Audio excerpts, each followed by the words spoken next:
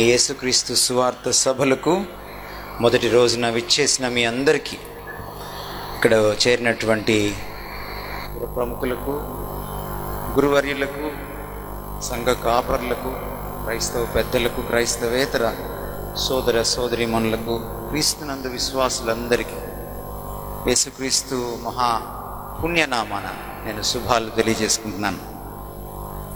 మీకు నేను ఇక్కడ అద్భుతాలు చేయడానికి రాలేదు, కానీ ఒక అద్భుతమైన వ్యక్తిని పరిచయం చేయడానికి వచ్చాను. ఆయనే మనల్ని అందరినీ సృజించిన దేవుడు. ఆయన ఎంత అవసరమో మనకి, ఆయనతో మనం ఎలా సంబంధం ఏర్పరచుకోవాలో ఈరోజు మనం చూస్తే బాగుంటుందని నేను అభిలషిస్తున్నాను. ఈరోజు మీ ముందుకు నేను కొన్ని ప్రశ్నలు తీసుకురావాలి అనుకుంటున్నాను. నేనే ప్రశ్నల్ని లేవనెత్తి నేనే ప్రశ్నలకు జవాబిస్తాను. ఇద్దరు స్నేహితులు ఒక హోటల్కి వెళ్ళారు. బిల్ ఎవరు కట్టాలన్న సమస్య వచ్చింది. అందుకని ఒక స్నేహితుడు ఒక డీల్ ప్రపోజ్ చేశాడు. డీల్ ఏమిటంటే, అరే మనం ఒక క్వశ్చన్ వేయాలి, ఆ క్వశ్చన్కి మనమే జవాబు చెప్పాలి, మళ్ళీ క్వశ్చన్ వేయాలి, మళ్ళీ మనమే జవాబు చెప్పాలి, ఎవడి క్వశ్చన్కి వాడే జవాబు చెప్పుకోవాలి. ఒకవేళ అలా చెప్పుకోలేకపోతే వాడు బిల్ కట్టాలి. ఇది డీల్. సరే, మొదటివాడు ప్రపోజ్ చేసిన వాడు క్వశ్చన్ వేశాడు. కుందేలు గుంట్లో నుంచి మట్టి ఎలా తోడుతుంది బయటికి మట్టి రాకుండా? కుందేలు భూమి నుంచి, గుంట నుంచి మట్టి ఎలా తోడుతుంది మట్టి బయటికి రాకుండా? రెండోవాడు నోటి మీద వేలేసుకొని చూస్తున్నాడు, ఎందుకంటే వీడి జవాబు చెప్పకూడదు, వాడే చెప్పాలి. వాడే జవాబు చెప్తున్నాడు, భూమిలోకి వెళ్ళి తోడుతుంది అన్నాడు. రెండోవాడికి పాపం ఉగ్గబట్టుకోలేక అదెలా అన్నాడు. అది నీ ప్రశ్న, నువ్వే జవాబు చెప్పుకో అన్నాడు. ఈరోజు నేనే ప్రశ్నలు వేస్తాను, నేనే జవాబు చెప్తాను. మన దేశంలో భగవంతుడి గురించినటువంటి అన్వేషణ విపరీతంగా జరిగింది. ఒక మతం అని కాదు, ఒక కులమని కాదు, ఒక ప్రాంతం అని కాదు. అసేతు హిమాచలం, ఉత్తర భారతం మొదలుకొని దక్షిణ భారతదేశం వరకు విపరీతమైనటువంటి భగవదాన్వేషణ, దేవుణ్ణి తెలుసుకోవాలన్నటువంటి కుతూహలం వ్యక్తపరుస్తూ వచ్చారు. దాదాపుగా 5,000 సంవత్సరాల చరిత్ర ఉంది ఈ దేశానికని సగర్వంగా చెప్పుకుంటున్నాం. ఇన్ని వేల సంవత్సరాల చరిత్రలో బహుశా భగవంతుణ్ణి మనం అన్వేషించినట్టు ఏ దేశస్థులు అన్వేషించలేదు అని అంటే అది అతిశయోక్తి కాదు. అంతగా దేవుణ్ణి వెతుకులాట, ఇక్కడ దేవుని గురించిన వెతుకులాట జరిగింది ఈ దేశంలో. అయితే సమస్య ఏమిటంటే, దేవుణ్ణి వెతికే కొద్దీ, దేవుణ్ణి చదివే కొద్దీ, దేవుణ్ణి అధ్యయనం చేసే కొద్దీ, దేవుణ్ణి అన్వేషించే కొద్దీ దేవుని గురించినటువంటి ఖచ్చితమైన అభిప్రాయాలకి రావాలి. ఏదైనా ఒక సబ్జెక్ట్ని మనం ఎక్కువగా చదివితే దాని గురించి చాలా లోతైన అవగాహన వస్తుంది. ఈరోజు ఆధునిక విజ్ఞాన శాస్త్రం పుట్టిన తర్వాత, 20వ శతాబ్దం ఆరంభమైన తర్వాత మానవుడి జ్ఞానం విపరీతంగా పరిడి వెళ్ళింది. అంతకుముందు కూడా పరిడి వెళ్ళింది, మరి ఎక్కువగా పరిడి వెళ్ళింది. ఈ విజ్ఞాన విప్లవంలో లేకపోతే ఈ విజ్ఞాన శాస్త్రం పరిడి వెళ్ళిన తర్వాత, ఎంతో జ్ఞానం పుట్టుకొచ్చిన తర్వాత ఈరోజు మనకి చాలా విషయాల్లో కన్ఫ్యూజన్స్ పోయినాయి. చంద్రుడి గురించిన కన్ఫ్యూజన్ పోయింది, మనకి భూమి గురించిన కన్ఫ్యూజన్ పోయింది, సూర్యుడి గురించిన కన్ఫ్యూజన్ పోయింది. ఒకప్పుడు భూమి బల్లపరుపుగా ఉందన్నారు, కొందరు గుండ్రంగా ఉందన్నారు. ప్రపంచంలో ఎక్కువ శాతం మంది బల్లపరుపుగా ఉందన్నారు, కానీ ఆ తర్వాత తెలిసిపోయింది అది గుండ్రంగా ఉందని. ఒకప్పుడు ప్రపంచంలో భూమి చుట్టూ నక్షత్రాలు, సూర్యుడు, సూర్యచంద్ర నక్షత్రాలు తిరుగుతున్నాయి అన్నారు. దాన్ని జియోసెంట్రిక్ యూనివర్స్ అన్నారు. కానీ ఆ తర్వాత తెలిసింది, కోపర్నికస్ వచ్చిన తర్వాత, గెలీలియో వచ్చిన తర్వాత, భూమి సూర్యుడి చుట్టూ తిరుగుతోంది అని. ఆ తర్వాత ఖగోళ శాస్త్రం ఇంకా పరిడి వెళ్ళింది. సూర్యుడు ఒక నక్షత్రం మాత్రమే, అలాంటివి కొన్ని లక్షల నక్షత్రాలు ఉన్నాయని అర్థమైంది. అది బాటనీ తీసుకోండి, జువాలజీ తీసుకోండి, మెడిసిన్ తీసుకోండి, ఇంజనీరింగ్ తీసుకోండి, కెమిస్ట్రీ తీసుకోండి, ఫిజిక్స్ తీసుకోండి, ఆస్ట్రానమీ తీసుకోండి. ఏ శాస్త్రం తీసుకున్నా మనకి ఒక ఖచ్చితమైన అభిప్రాయానికి వచ్చిన పరిస్థితి ఉంది. ఎప్పటి నుంచి చదివాం చంద్రుణ్ణి, ఎప్పటి నుంచి చదివాం సూర్యుడిని, ఎప్పటి నుంచి చదివాం భూమిని, ఎప్పటి నుంచి చదువుతున్నాం ఈ రాయిని రప్పని, లేకపోతే ఎప్పటి నుంచి చదువుతున్నాం బాటనీని జువాలజీని. మహా అంటే 100-200 ఏళ్ళు అయి ఉంటుంది అంతే. కానీ 5000 సంవత్సరాల నుంచి దేవుణ్ణి చదువుతున్నాం, 5000 సంవత్సరాల నుంచి దేవుణ్ణి వెతుకుతున్నాం, 5000 సంవత్సరాల నుంచి దేవుణ్ణి అధ్యయనం చేస్తున్నాం. కానీ దేవుడి గురించినటువంటి కన్ఫ్యూషన్ పెరిగింది, కానీ మన దేశంలో ఖచ్చితమైన అభిప్రాయానికి రాలేదు. వేదాల కాలంలోనే ఆస్తికవాదంతో పాటు నాస్తికవాదం పుట్టింది. కొందరు దేవుడు ఉన్నాడు అంటే కొందరు దేవుడు లేడన్నారు, కొందరు దేవుడు ఉన్నాడో లేదో మాకు తెలియదు అన్నారు, దేవుడి గురించి మాట్లాడే పెద్ద ప్రయోజనం లేదన్నారు. శైవం, వైష్ణవం, అంతకుముందు వేదిక మతాలు. దేవుడు ఉన్నాడు అని అంటే ఆ మతాలని తిరస్కరించి గౌతమ బుద్ధుడు బౌద్ధ మతాన్ని స్థాపించాడు, చార్వాకుడు చార్వాక మతాన్ని స్థాపించాడు, జైనుడు జైన మతాన్ని స్థాపించాడు. ఇవన్నీ మన సనాతన ధర్మమైన హిందూ మతానికి భిన్నంగా ఆరంభమైన మతాలు.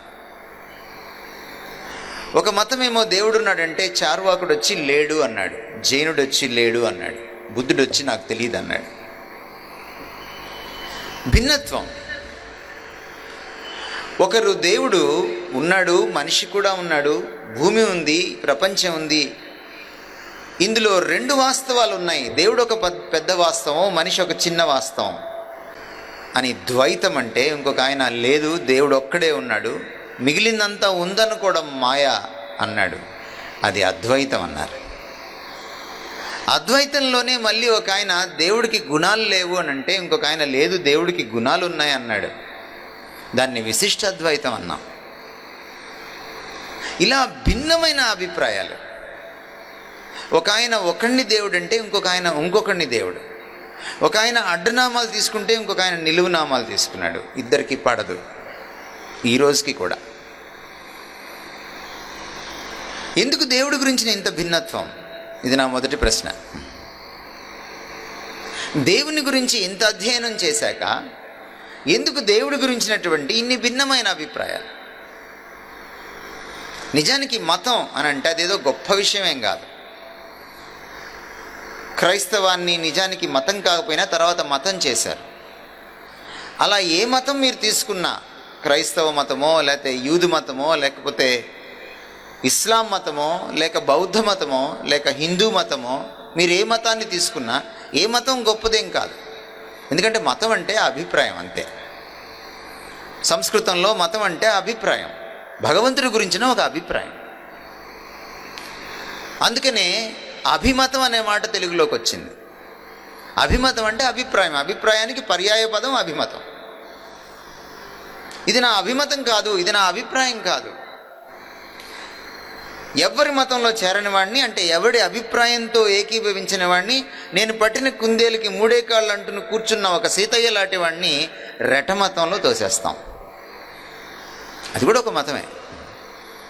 ఎందుకంటే ఏ మతంతో ఏకీభవించిన మతం రెట మతం. కాబట్టి నా మతం గొప్పది, నీ మతం తక్కువది అన్న ఆలోచన అవసరం లేదు. ఎందుకంటే అన్ని మతాలకు దేవుడు ఒకడే, అది అన్ని మతాలు ఒప్పుకుంటాయి కూడా. దేవుడు ఒకవేళ ఉంటే ఆ దేవుడు అన్ని మతాలకు ఒకడే ఉంటాడు. మతానికి ఒక దేవుడు ఉండడు, ప్రాంతానికి ఒక దేవుడు ఉండడు. కనుక మనం ఈరోజు జవాబు ఇవ్వాల్సిన ఒక ప్రశ్న ఏమిటంటే, దేవుని గురించిన ఇన్ని భిన్నాభిప్రాయాలు ఎందుకున్నాయి? సరిగా వెతకలేదా మనం? లేదు, చాలా చిత్తశుద్ధితో వెతికాం. మన ఋషులు, మన పూర్వీకులు, బ్రాహ్మణ పుంగవులు, అనేక మంది తాత్వికులు దేవుణ్ణి విపరీతంగా వెతికారు. చాలా చిత్తశుద్ధితో వెతికారు. వాళ్ళ మతం గురించి, వాళ్ళ యొక్క అన్వేషణలో, వాళ్ళ సిద్ధాంతంలో వాళ్ళెంతో నిష్ఠాగరిష్టతతో ఆ పని చేశారు. అయినా దేవుని గురించిన ఖచ్చిత అభిప్రాయానికి రాలేకపోయారు. ఒకవేళ ఒకరు అభిప్రాయానికి వస్తే మరొకరు ఇంకొక అభిప్రాయానికి, మరొకరు ఇంకొక అభిప్రాయానికి వచ్చారు. అందుకని మన దేశంలో ఇన్ని మతాలు పుట్టాయి. కాబట్టి ఏదో ఒక్క మతమే గొప్పది అని అనుకోవడం పొరపాటు. అది చరిత్ర తెలియని వాళ్ళు చెప్తుంటారు అలాంటి మాటలు, చరిత్ర తెలియని వాళ్ళు వింటుంటారు కూడా అలాంటి మాటలు. కనుక ఎందుకని ఇంతగా కన్ఫ్యూజన్ ఏర్పడింది అని ఈ సాయంత్రం మనం ఆలోచన చేయాలి. ఇన్నింటినీ ఇంత ఖచ్చితంగా తెలుసుకుంటున్న మనం దేవుని గురించి ఎందుకు ఖచ్చితంగా తెలుసుకోలేకపోతున్నాం? ఎందుకంటే అభిప్రాయం అనేది వాస్తవం మీద ఆధారపడాల్సిన పనేం లేదు. అభిప్రాయం అనేది ఎలాగైనా ఏర్పడుతుంది. అభిప్రాయం అనేది చాలాసార్లు వాస్తవానికి దూరంగా ఉంటుంది, వాస్తవానికి వేరుగా ఉంటుంది, వాస్తవం మీద ఆధారపడకుండా ఉంటుంది. అందుకని చాలాసార్లు మన అభిప్రాయాలు మార్చుకుంటూ ఉంటాం, మన అభిప్రాయాలు తప్పవుతూ ఉంటాయి. అలా అనుకోలేదు నేను, సారీ అంటుంటాం మనం. అందుకనే వాస్తవానికి అభిప్రాయానికి, సత్యానికి అభిప్రాయానికి పోటీ పెడితే సత్యానికి ఓటేయాలి తప్ప అభిప్రాయానికి, మతానికి, అభిమతానికి ఓటేయకూడదు. అభిప్రాయం ఎప్పుడు కూడా ఖచ్చితమైంది ఎప్పుడవుతుందంటే అది వాస్తవానికి అనుగుణంగా ఉన్నప్పుడు అవుతుంది, అది సత్యానికి దగ్గరగా ఉన్నప్పుడు అవుతుంది. సత్యం అంటే ఏమిటి? వాస్తవానికి అనుగుణమైందే సత్యం. అరిస్టాటిల్ని అడిగారు, సత్యం అంటే ఏంటయ్యా అని. సత్యం అంటే ఏం లేదయ్యా, ఉన్నది ఉన్నట్టు చెప్పడం సత్యం, లేనిది లేనట్టు చెప్పడం సత్యం, ఉన్నది లేనట్టు చెప్పినా అసత్యం, లేనిది ఉన్నట్టు చెప్పినా అది అసత్యం అన్నాడు ఆయన. అంటే ఉనికిలో ఉన్నదాన్ని ఉన్నట్టుగానే చెప్తే, యథాతథంగా చెప్తే అది సత్యం, లేనిది లేనట్టుగా దాన్ని కూడా యథాతథంగా చెప్తే అది అసత్యం. కనుక ఏ అభిప్రాయం కరెక్ట్? ఇప్పుడు ఏ మతం కరెక్టు? సత్యాన్ని మనం అన్వేషణ చేయాలి. అందుకనే భగవదాన్వేషణకు సత్యాన్వేషణకు అవినాభావ సంబంధం. సత్యాన్ని అన్వేషణ చేసేటప్పుడు చిత్తశుద్ధి కావాలి, సిన్సియారిటీ ఆఫ్ హార్ట్ కావాలి. అంటే మనస్ఫూర్తిగా ఆ పని చేయాలి. రెండవది విశాలమైన దృష్టిపదం కావాలి. అది లేకపోతే సత్యాన్ని కనుక్కోవడం కష్టమవుతుంది. ఓ ముస్లింకి ఖురానే సత్యంగా కనపడుతుంది, ఓ క్రిస్టియన్కి బైబిలే సత్యంగా కనపడుతుంది, ఓ హిందువుకి భగవద్గీతే సత్యంగా కనపడుతుంది, ఒక సిక్కుకి గురు గ్రంథ్ సాహిబ్ సత్యంగా కనపడుతుంది, ఓ పార్సీకి జొరాస్ట్రస్ సత్యంగా కనపడతాడు. కానీ సత్యం ఏమిటి? మన అభిప్రాయానికి అతీతమైనది, బయట ఉండేది, మన ఆలోచనకు, మన అవగాహనకు బయట ఉండేది సత్యం. దాని ప్రకారం ఆలోచనని, అవగాహనని, అభిప్రాయాన్ని, అభిమతాన్ని, మతాన్ని మార్చుకోవాలి. అందుకని మతాన్ని ఎప్పుడైనా మార్చుకోవచ్చు, మత మార్పిడి చేయకూడదు అనకూడదు. అందుకని మన రాజ్యాంగం మతం మార్చుకోవడానికి అవకాశం కల్పించింది. మతం మార్చుకున్నందుకు భయపడకూడదు కూడా, ఎందుకంటే అది అభిప్రాయం, ఎప్పుడైనా మార్చుకోవచ్చు. కొంతమంది ఇటు దూకుతారు, మళ్ళీ కాసేపటికి అటు దూకుతారు, అట్లా కూడా మార్చుకోవచ్చు. గర్వాపసి అంటున్నారు ఈ మధ్య, అట్లా కూడా మార్చుకోవచ్చు. స్వేచ్ఛ ఉంది మీకు. కాకపోతే ఒక ప్రశ్న వేసుకోవాలి, నేను సత్యంలో ఉన్నానా లేదా అన్న ప్రశ్న వేసుకోవాలి, ఎటు దూకినా సరే. ఆ ప్రశ్న చాలా ప్రాముఖ్యమైనది. ఇంతకీ ఎందుకు ఇన్ని భిన్నాభిప్రాయాలు? ఎందుకంటే ఆ దేవుణ్ణి ఊహించామే తప్ప ఆ దేవుణ్ణి తెలుసుకోలేకపోయాం. తెలుసుకోవడం వేరు, ఊహించడం వేరు. పంచేంద్రియాలతో తెలుసుకుంటాం చాలా విషయాల్ని. పంచేంద్రియాలంటే మనకు తెలుసు, మనకి 5 సెన్సెస్ ఉన్నాయి, ఇంద్రియాలు. రుచికి నాలుక ఉంది, వాసనకు ముక్కు ఉంది, చూడ్డానికి కళ్ళు ఉన్నాయి, వినడానికి చెవులు ఉన్నాయి, తాకడానికి, స్పర్శను అనుభవించడానికి చర్మం ఉంది. పంచేంద్రియాలు అన్నాం వీటిని. అయితే ఈ పంచేంద్రియాలు పరిమితమైనవి, ఇవి భౌతికమైనవి. కాబట్టి భౌతిక ప్రపంచం గురించే నాకు చెప్పగలవు. అభౌతిక ప్రపంచం గురించి, అధిభౌతిక ప్రపంచం గురించి, భౌతికం కానటువంటి విషయం గురించి నాకు చెప్పలేవు. ఉదాహరణకి మీ ఆలోచన రంగు ఏంటంటే మీరు చెప్పలేరు, కష్టం. మీ అమ్మ ప్రేమ ఎన్ని కిలోలు ఉంటుందంటే మీరు చెప్పలేరు. నిజానికి అలా అడగకూడదు కూడా. ఎందుకంటే అమ్మ ప్రేమ భౌతికమైంది కాదు, దాన్ని మనసుతోనే అర్థం చేసుకోవాలి. ఆలోచన భౌతికమైంది కాదు, దాన్ని మైండ్ తోటే అర్థం చేసుకోవాలి. దేవుడు ఒకవేళ ఉంటే ఆ దేవుడు భౌతికమైన వాడు కాదు, ఆయన భౌతిక ప్రపంచానికి ఆవల ఉంటాడు.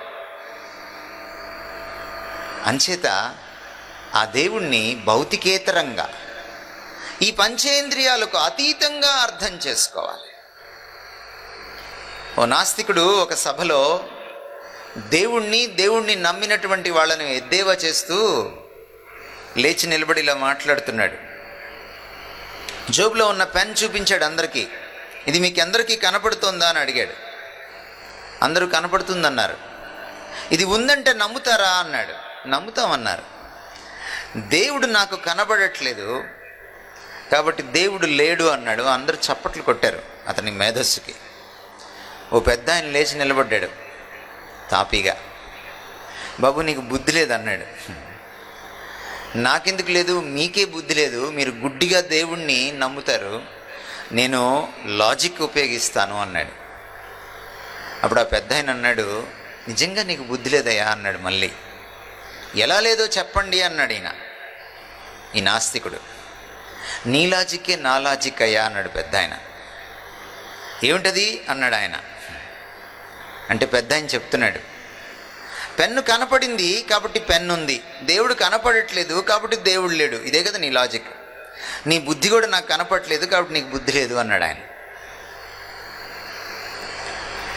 దేవుణ్ణి మనం వెతుకులాడేటప్పుడు ఆయన కేటగిరీ ఏంటో ముందు తెలుసుకోవాలి. ఆయన ఈ కేటగిరీకి సంబంధించినోడు కాదు. ఆయన ఈ 5 కేటగిరీలకి బయట ఉన్నటువంటి కేటగిరీలో ఉండేవాడు.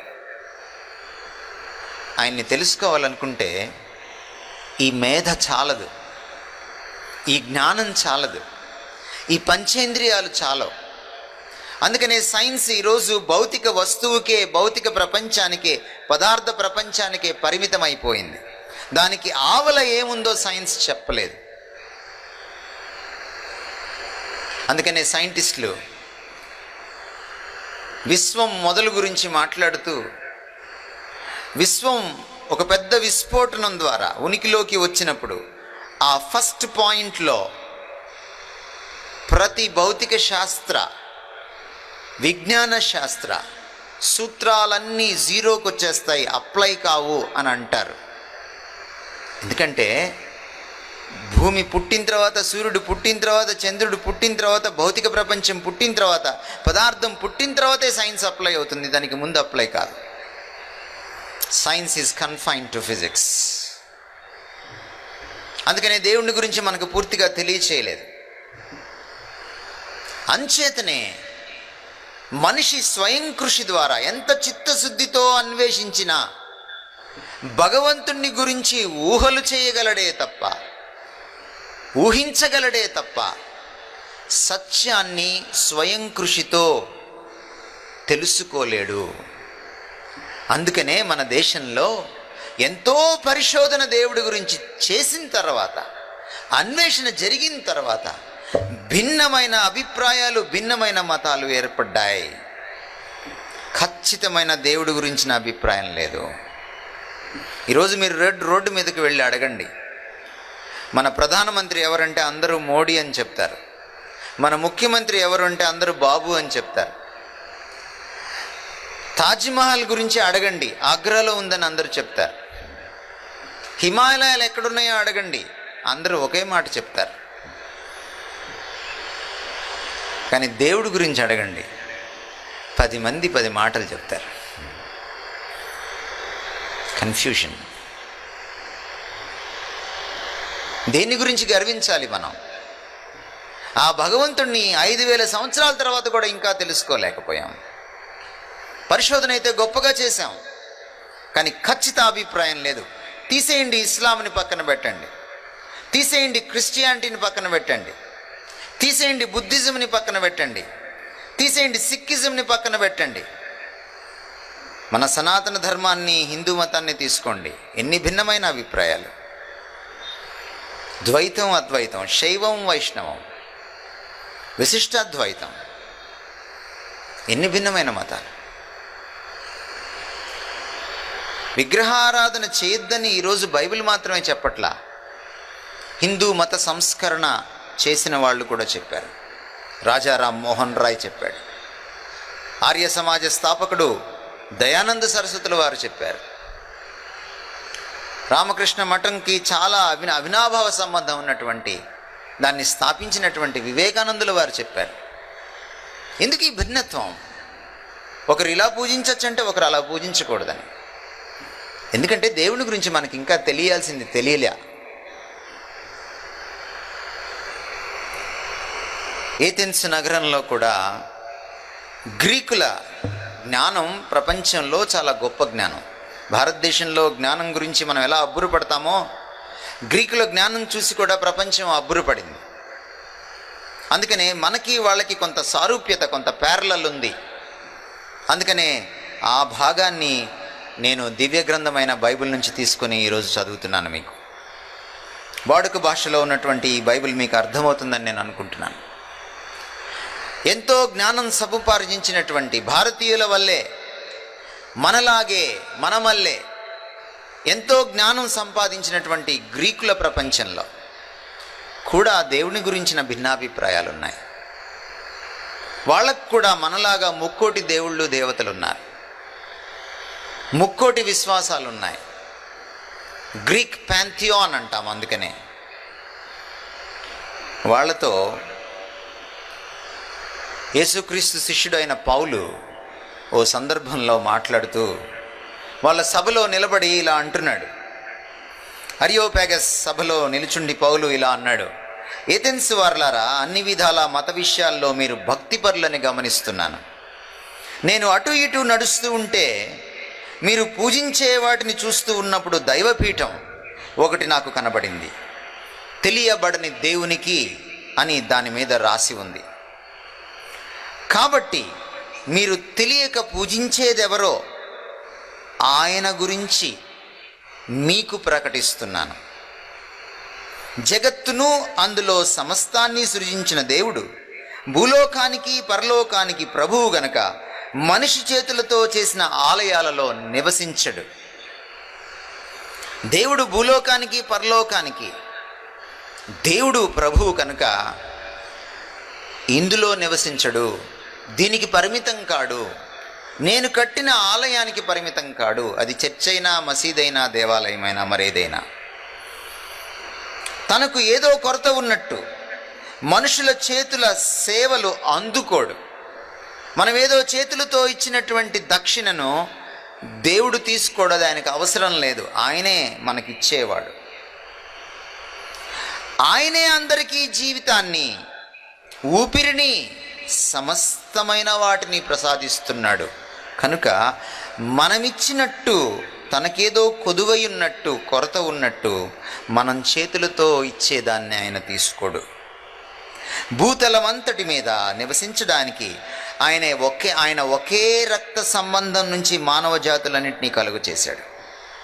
అన్ని మతాలకు, అన్ని దేశాలకు, అన్ని ప్రాంతాలకు దేవుడు ఒక్కడే అయితే, దేవుడు పక్షపాతంతో, కుల వివక్షతో మనిషిని సృజించడు. అందరినీ ఒక్కలాగే సృజిస్తాడు. అదే మాట దివ్య గ్రంథం బైబిల్ చెప్తోంది. భూతలమంతటి మీద నివసించడానికి, అంటే భారతదేశంలో కూడా నివసించడానికి ఆయన ఒకే రక్త సంబంధం నుంచి మానవ జాతులన్నింటినీ కలగజేశాడు. వాటికి కాలాలు, నివాస స్థలాల సరిహద్దులు ముందుగానే నిర్ణయించాడు. నువ్వు భీమవరంలో పుట్టాలని ముందుగానే నిర్ణయించాడు. నువ్వు 21వ శతాబ్దంలో బ్రతకాలని ముందుగానే నిర్ణయించాడు. వారు ప్రభువును వెతకాలని, దేవుణ్ణి వెతకాలని, తడవులాడి ఆయన్ను కనుక్కోవాలని దేవుడు అలా చేశాడు. అయితే వాస్తవంగా ఆయన మనలో ఎవ్వరికీ దూరంగా లేడు. ఆయనలో మన జీవితం, చలనం, ఉనికి ఉన్నాయి. మనము ఆయనలో చలిస్తాం, మనం ఆయనలో జీవిస్తాం, మనం ఆయనలో ఉనికి కలిగి ఉంటాం. సర్వాంతర్యామి కాదు. భగవంతుడు మనలో చలించడు, రాయిలో రప్పలో చెట్టులో చేమలో చలించడు. చెట్టు చేమ రాయి రప్ప నువ్వు నేను ఆయనలో చలిస్తాం. ఎందుకంటే ఆయన అనంతుడు, మనం పరిమితమైన వాళ్ళం. పరిమితం అనంతంలో చలిస్తుంది తప్ప అనంతం పరిమితంలో చలించదు. ఈ విషయాన్ని మీరు నోట్ చేసుకోవాలి. మీ కౌలులో కొందరు చెప్పినట్టు మనం ఆయన సంతానం, అంటే ఆయన పోలిక. మనం కనుక దేవుని సంతానం అయితే, ఆయన పోలిక అయితే, దేవుని స్వభావం బంగారం వెండి రాయి లాంటిదని, మనుషులు తమ ఊహ ప్రకారం నేర్పుతో చెక్కిన దాని లాంటిదని మనం తలంచకూడదు. ఇది దివ్య గ్రంథం చెప్తోంది. కాబట్టి భగవంతుణ్ణి అపార్థం చేసుకోకు. నాకు ఎలా తెలుస్తుంది నేను అపార్థం చేసుకున్నానని? అర్థం చేసుకున్నప్పుడు తెలుస్తుంది. నేను ఎప్పుడు అర్థం చేసుకోవాలి ఆయన్ని? అనంతమైన దేవుణ్ణి పరిమితమైన మనిషి, పరిమితమైన భారతీయుడు, పరిమితమైన అమెరికా వాడు, పరిమితమైన పాకిస్తానీయుడు ఎప్పుడు తెలుసుకోవాలి? ఇది ఎప్పుడు సాధ్యమవుతుంది? దేవుని గురించి ఎందుకు భిన్నాభిప్రాయాలు ఉన్నాయో మీకు చెప్పాను. స్వయం కృషితో ఆయన్ని తెలుసుకోలేమని. ఎందుకంటే ఆయన అనంతుడు, నేను పరిమితుడిని. నేను ఎన్నటికీ ఆయన్ని తెలుసుకోవాలి. ఒక షష్ఠి పూర్తి అయినటువంటి ఓ భర్తను అడగండి మీరు, మీ ఆవిడ మీకు అర్థమైందా పూర్తిగానే? నిజాయితీపరుడైతే అర్థమైందని చెప్పడం. ఒకవేళ అర్థమైందని చెప్పాడు అనుకోండి ఆ భర్త, సదరు భర్త మహాశయుడు, ఆయన అడగండి, రేపో మాపో ఆవిడతో ఏమైనా గొడవ వస్తుందా రాదా, ఏమైనా గ్యారంటీ ఇవ్వగలవా గొడవ రాదని అడగండి. ఇవ్వలేడు. 60 ఏళ్ళు కాపురం చేసిన భార్యే అర్థం కాదే, భగవంతుడు ఏం అర్థమవుతాడు మనకి? మన మొహానికి అంత సీన్ లేదు. అందుకనే భగవంతుడు మనకు అర్థం కావాలంటే ఒకటే మార్గం, భగవంతుడే తన్ను తాను మనకు తెలియచేసుకోవాలి. స్వచ్ఛందంగా స్వీయ ప్రకటన చేసుకోవాలి. ఆయన ప్రత్యక్షితం కావాలి. అది ఎలా తెలియచేసుకుంటాడు? పరోక్షంగానా ప్రత్యక్షంగానా? మొత్తానికి ఆయన తెలియచేసుకుంటేనే మనకు అర్థమవుతుంది. బైబిల్లో మరొక మాట ఉంది, దివ్య గ్రంథమైన బైబిల్లో. భగవంతుడిని ఎలా తెలుసుకోవచ్చు? ప్రతి మతం వాడు తెలుసుకోవచ్చు. బైబిల్ చదవకుండా కూడా తెలుసుకోవచ్చు. ఎలా తెలుసుకోవచ్చు? కామన్ సెన్స్తో తెలుసుకోవచ్చు. ఇంగిత జ్ఞానంతో తెలుసుకోవచ్చు. ఎలాగా? ఊహించా కాదు, సృష్టింపబడిన వస్తువులను ఇంగిత జ్ఞానంతో ఆలోచించటం వలన సృష్టించిన వాడిని తెలుసుకోవచ్చు అని దివ్య గ్రంథమైన బైబిల్ చెప్తోంది. చూడండి, మీకు నేను చాలా దాన్ని సోదాహరణంగా చాలా సునిశ్చితంగా మీకు వివరించడానికి నేను ప్రయత్నం చేస్తాను. ఈ పోడియం ప్లాస్టిక్ గ్లాస్తో చేశారు. ఈ గ్లాస్ తయారు చేసిన వాడు, లేక ఈ పోడియం తయారు చేసిన వాడు గ్లాస్ అవడు. ఈ గాజు ఫలక స్వభావం అతనికి ఉండదు. నెంబర్ 1. నెంబర్ 2, అతను ఈ గాజు ఫలకకు బయట ఉంటాడు, ఈ పోడియంకి బయట ఉంటాడు. ఇందులో అంతర్భాగంగా ఉండడు, అంతర్యామిగా ఉండడు. నెంబర్ 3, దీన్ని ఎంత బాగా చేశాడో చూస్తే అతను కనపడకపోయినా అతను ఎలాంటి వాడో, అతని స్కిల్ ఏమిటో, అతని తెలివితేటలు ఏమిటో నాకు కొంత అర్థం అవుతుంది. ఇంకొక ఉదాహరణ మీకు ఇస్తాను. ఈ సెల్ ఫోన్ నుంచి మనం నెంబర్ టైప్ చేసి ఫోన్ చేస్తాం. నెంబర్లు లేకపోతే ఫోన్ చేయలేం. ఈ సెల్ ఫోన్కి నెంబర్లు వచ్చు, అంకెలు వచ్చు. అంటే దీన్ని సృష్టించిన వాడిని మనం చూడలా, కానీ సృష్టింపబడిన ఈ వస్తువును చూడడం వల్ల, దీనికి నెంబర్లు వచ్చు అని తెలుసుకోవడం వల్ల మనకు ఒకటి తెలుస్తుంది సృష్టించిన వాడి గురించి. అతనికి కూడా నెంబర్లు వచ్చు అని అర్థమవుతుంది. పాపం అతనికి నెంబర్లు రాలేదనుకోండి, 1, 2, 3 దీంట్లో పెట్టలేడు. నెంబర్ 2, దీంతో మీరు చాటింగ్ చేస్తారు, తెలుగులోనే చేస్తారు కానీ ఇంగ్లీష్లో టైప్ చేస్తారు. బావా అంటే BAVA అంటారు. రావా అంటే ఆర్ఏవిఏ అంటారు. నచ్చలేదు అంటే NACHALEDU అంటారు. ఇంగ్లీష్ అక్షరాలతోటి మీరు టైప్ చేస్తారు. అంటే దీనికి ఇంగ్లీష్ అక్షరాలు వచ్చు, ABCD నుంచి Z వరకు వచ్చు. దీనికి వచ్చిందంటే దీన్ని తయారు చేసినోడు కూడా ABCDలు వచ్చని మీకు అర్థమవుతుంది ఇంగిత జ్ఞానాన్ని బట్టి. అదే చెప్తోంది దివ్య గ్రంథమైన బైబిల్. బాబు, భూమిని చదువు, భూమిలో ఉన్న వృక్షజాతిని చదువు, బాటనీ. భూమిని చదివితే జియాలజీ. భూమిలో ఉన్న జంతుజాలాన్ని చదువు, జువాలజీ. భూమిలో ఉన్న మనిషిని చదువు, ఆంథ్రోపాలజీ. భూమికి దూరంగా ఉన్న నక్షత్ర రాశుల్ని చదువు, ఆస్ట్రానమీ. భూమిలో ఉన్న నక్షత్రాలు ఉన్న పదార్థాన్ని చదువు, ఫిజిక్స్. ఆ పదార్థాల్లో ఉన్నటువంటి మూలకాల్ని చదువు, పరమాణువుల్ని చదువు, కెమిస్ట్రీ. సృష్టిలోని వస్తువుల్ని చదువు, నీకు సృష్టికర్త అర్థమవుతాడు.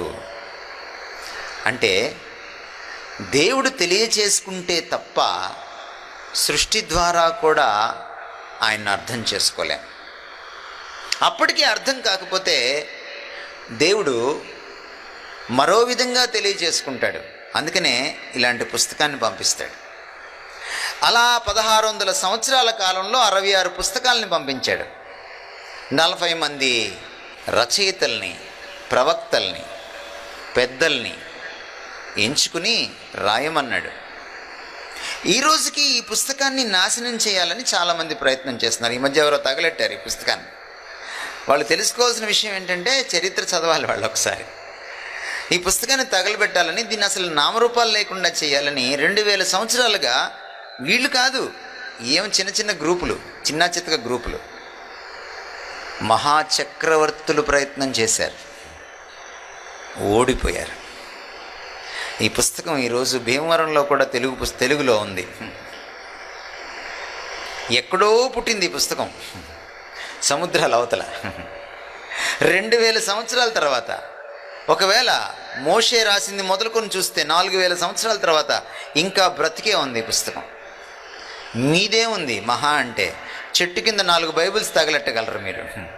మహాచక్రవర్తులే దీన్ని నాశనం చేయలేకపోయారు. అందుకని దీన్ని చెప్పిన మాట వినడం మంచిది. దీన్ని కాదన్న వాళ్ళ రాజ్యాలు కూలిపోయినాయి. చరిత్ర చదవండి మీరు కావాలంటే. దీన్ని నాశనం చేయాలనుకున్న వాడి ఇల్లే ఇది ప్రింట్ అవ్వడానికి ఆలవాలమైంది. ఇది చరిత్ర.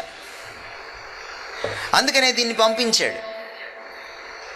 పంపించి ఇది చదవండిరా, నేను మీకు అర్థమవుతాను అన్నాడు సృష్టికర్త మనుషుల్ని చూసి. అలా భగవంతుణ్ణి తెలుసుకోవచ్చునట.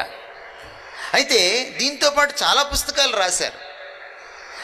భగవంతుడు రాస్తే అది సత్యం అవుతుంది.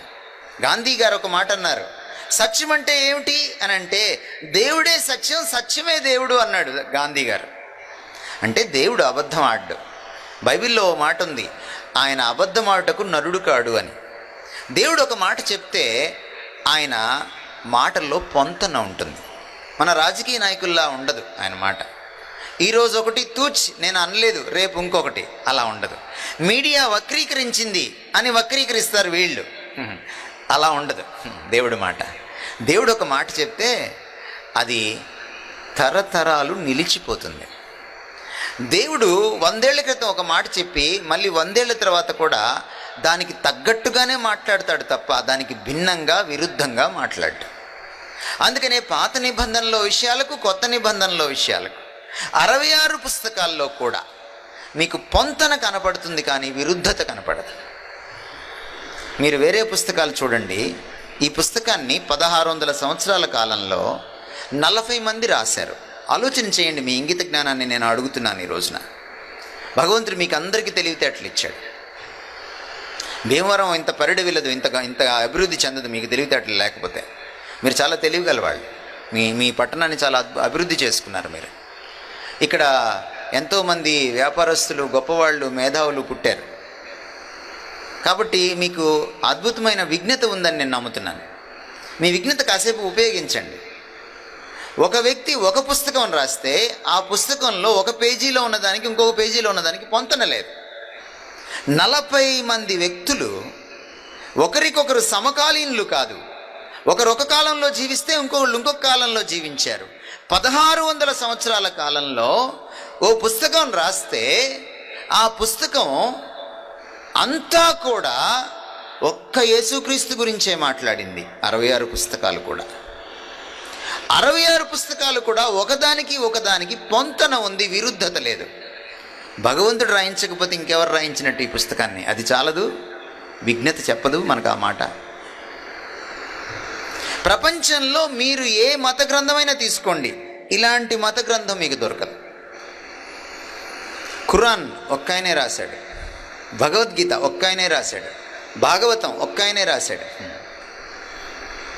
మీరు ఏ పుస్తకమైనా తీసుకోండి, ఇది 40 మంది రాశారు.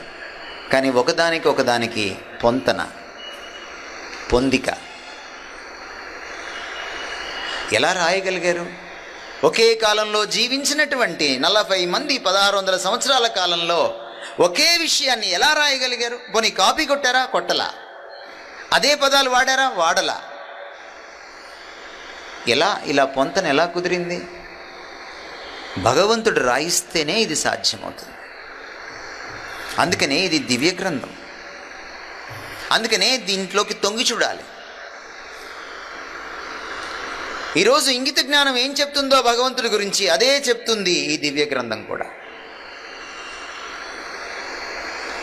అందుకనే దేవుడే మనకు పరిచయం చేసుకుంటే తప్ప మన అభిప్రాయాలు సరికావు, మన అభిమతాలు సరికావు. భగవంతుడి గురించిన మన అభిప్రాయం, అభిమతమే మతం. అందుకనే మన మతాన్ని ఎప్పుడైనా మార్చుకోవచ్చు, ఇబ్బంది ఏం లేదు. సత్యానికి దగ్గరగున్న దేన్నైనా, ఏ అభిమతాన్నైనా మనం తీసుకోవచ్చు. ఆ స్వేచ్ఛ రాజ్యాంగం మనకు కల్పించింది. మనిషిగా అది మన హక్కు. ఇది మానవ హక్కు, ఇది భారతీయ పౌర హక్కు. అందుకనే ఈ పుస్తకాన్ని నిష్పక్షపాత ధోరణితో చదవాలి. వేరే కలద్దాలన్నీ తీసేసి నిష్పక్షపాతంగా చదవాలి. ఎందుకు రాయాల్సి వచ్చింది ఈ పుస్తకం? ఇది లేకపోతే మనకు ఆయన ఎవరో తెలియదు, ఊహలే మిగిలిపోతాయి.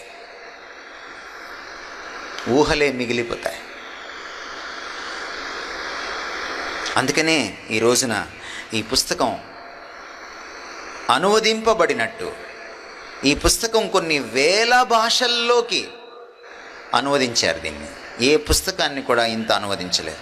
ఈ పుస్తకం అచ్చువేయబడినన్ని కాపీలు ప్రపంచంలో ఏ పుస్తకాన్ని అచ్చువేయలేరు. జాన్ గూటన్బర్గ్ ప్రింటింగ్ ప్రెస్ కనుక్కున్న తర్వాత ఈ పుస్తకమే మొట్టమొదటి పుస్తకం, అచ్చువేయబడిన పుస్తకం. దివ్య గ్రంథం, దైవ గ్రంథం. అలా దేవుణ్ణి తెలుసుకోగలం, మరో విధంగా దేవుణ్ణి తెలుసుకోలేం. దేవుడే తన గురించి మనకు తెలియచేసుకోవాలి.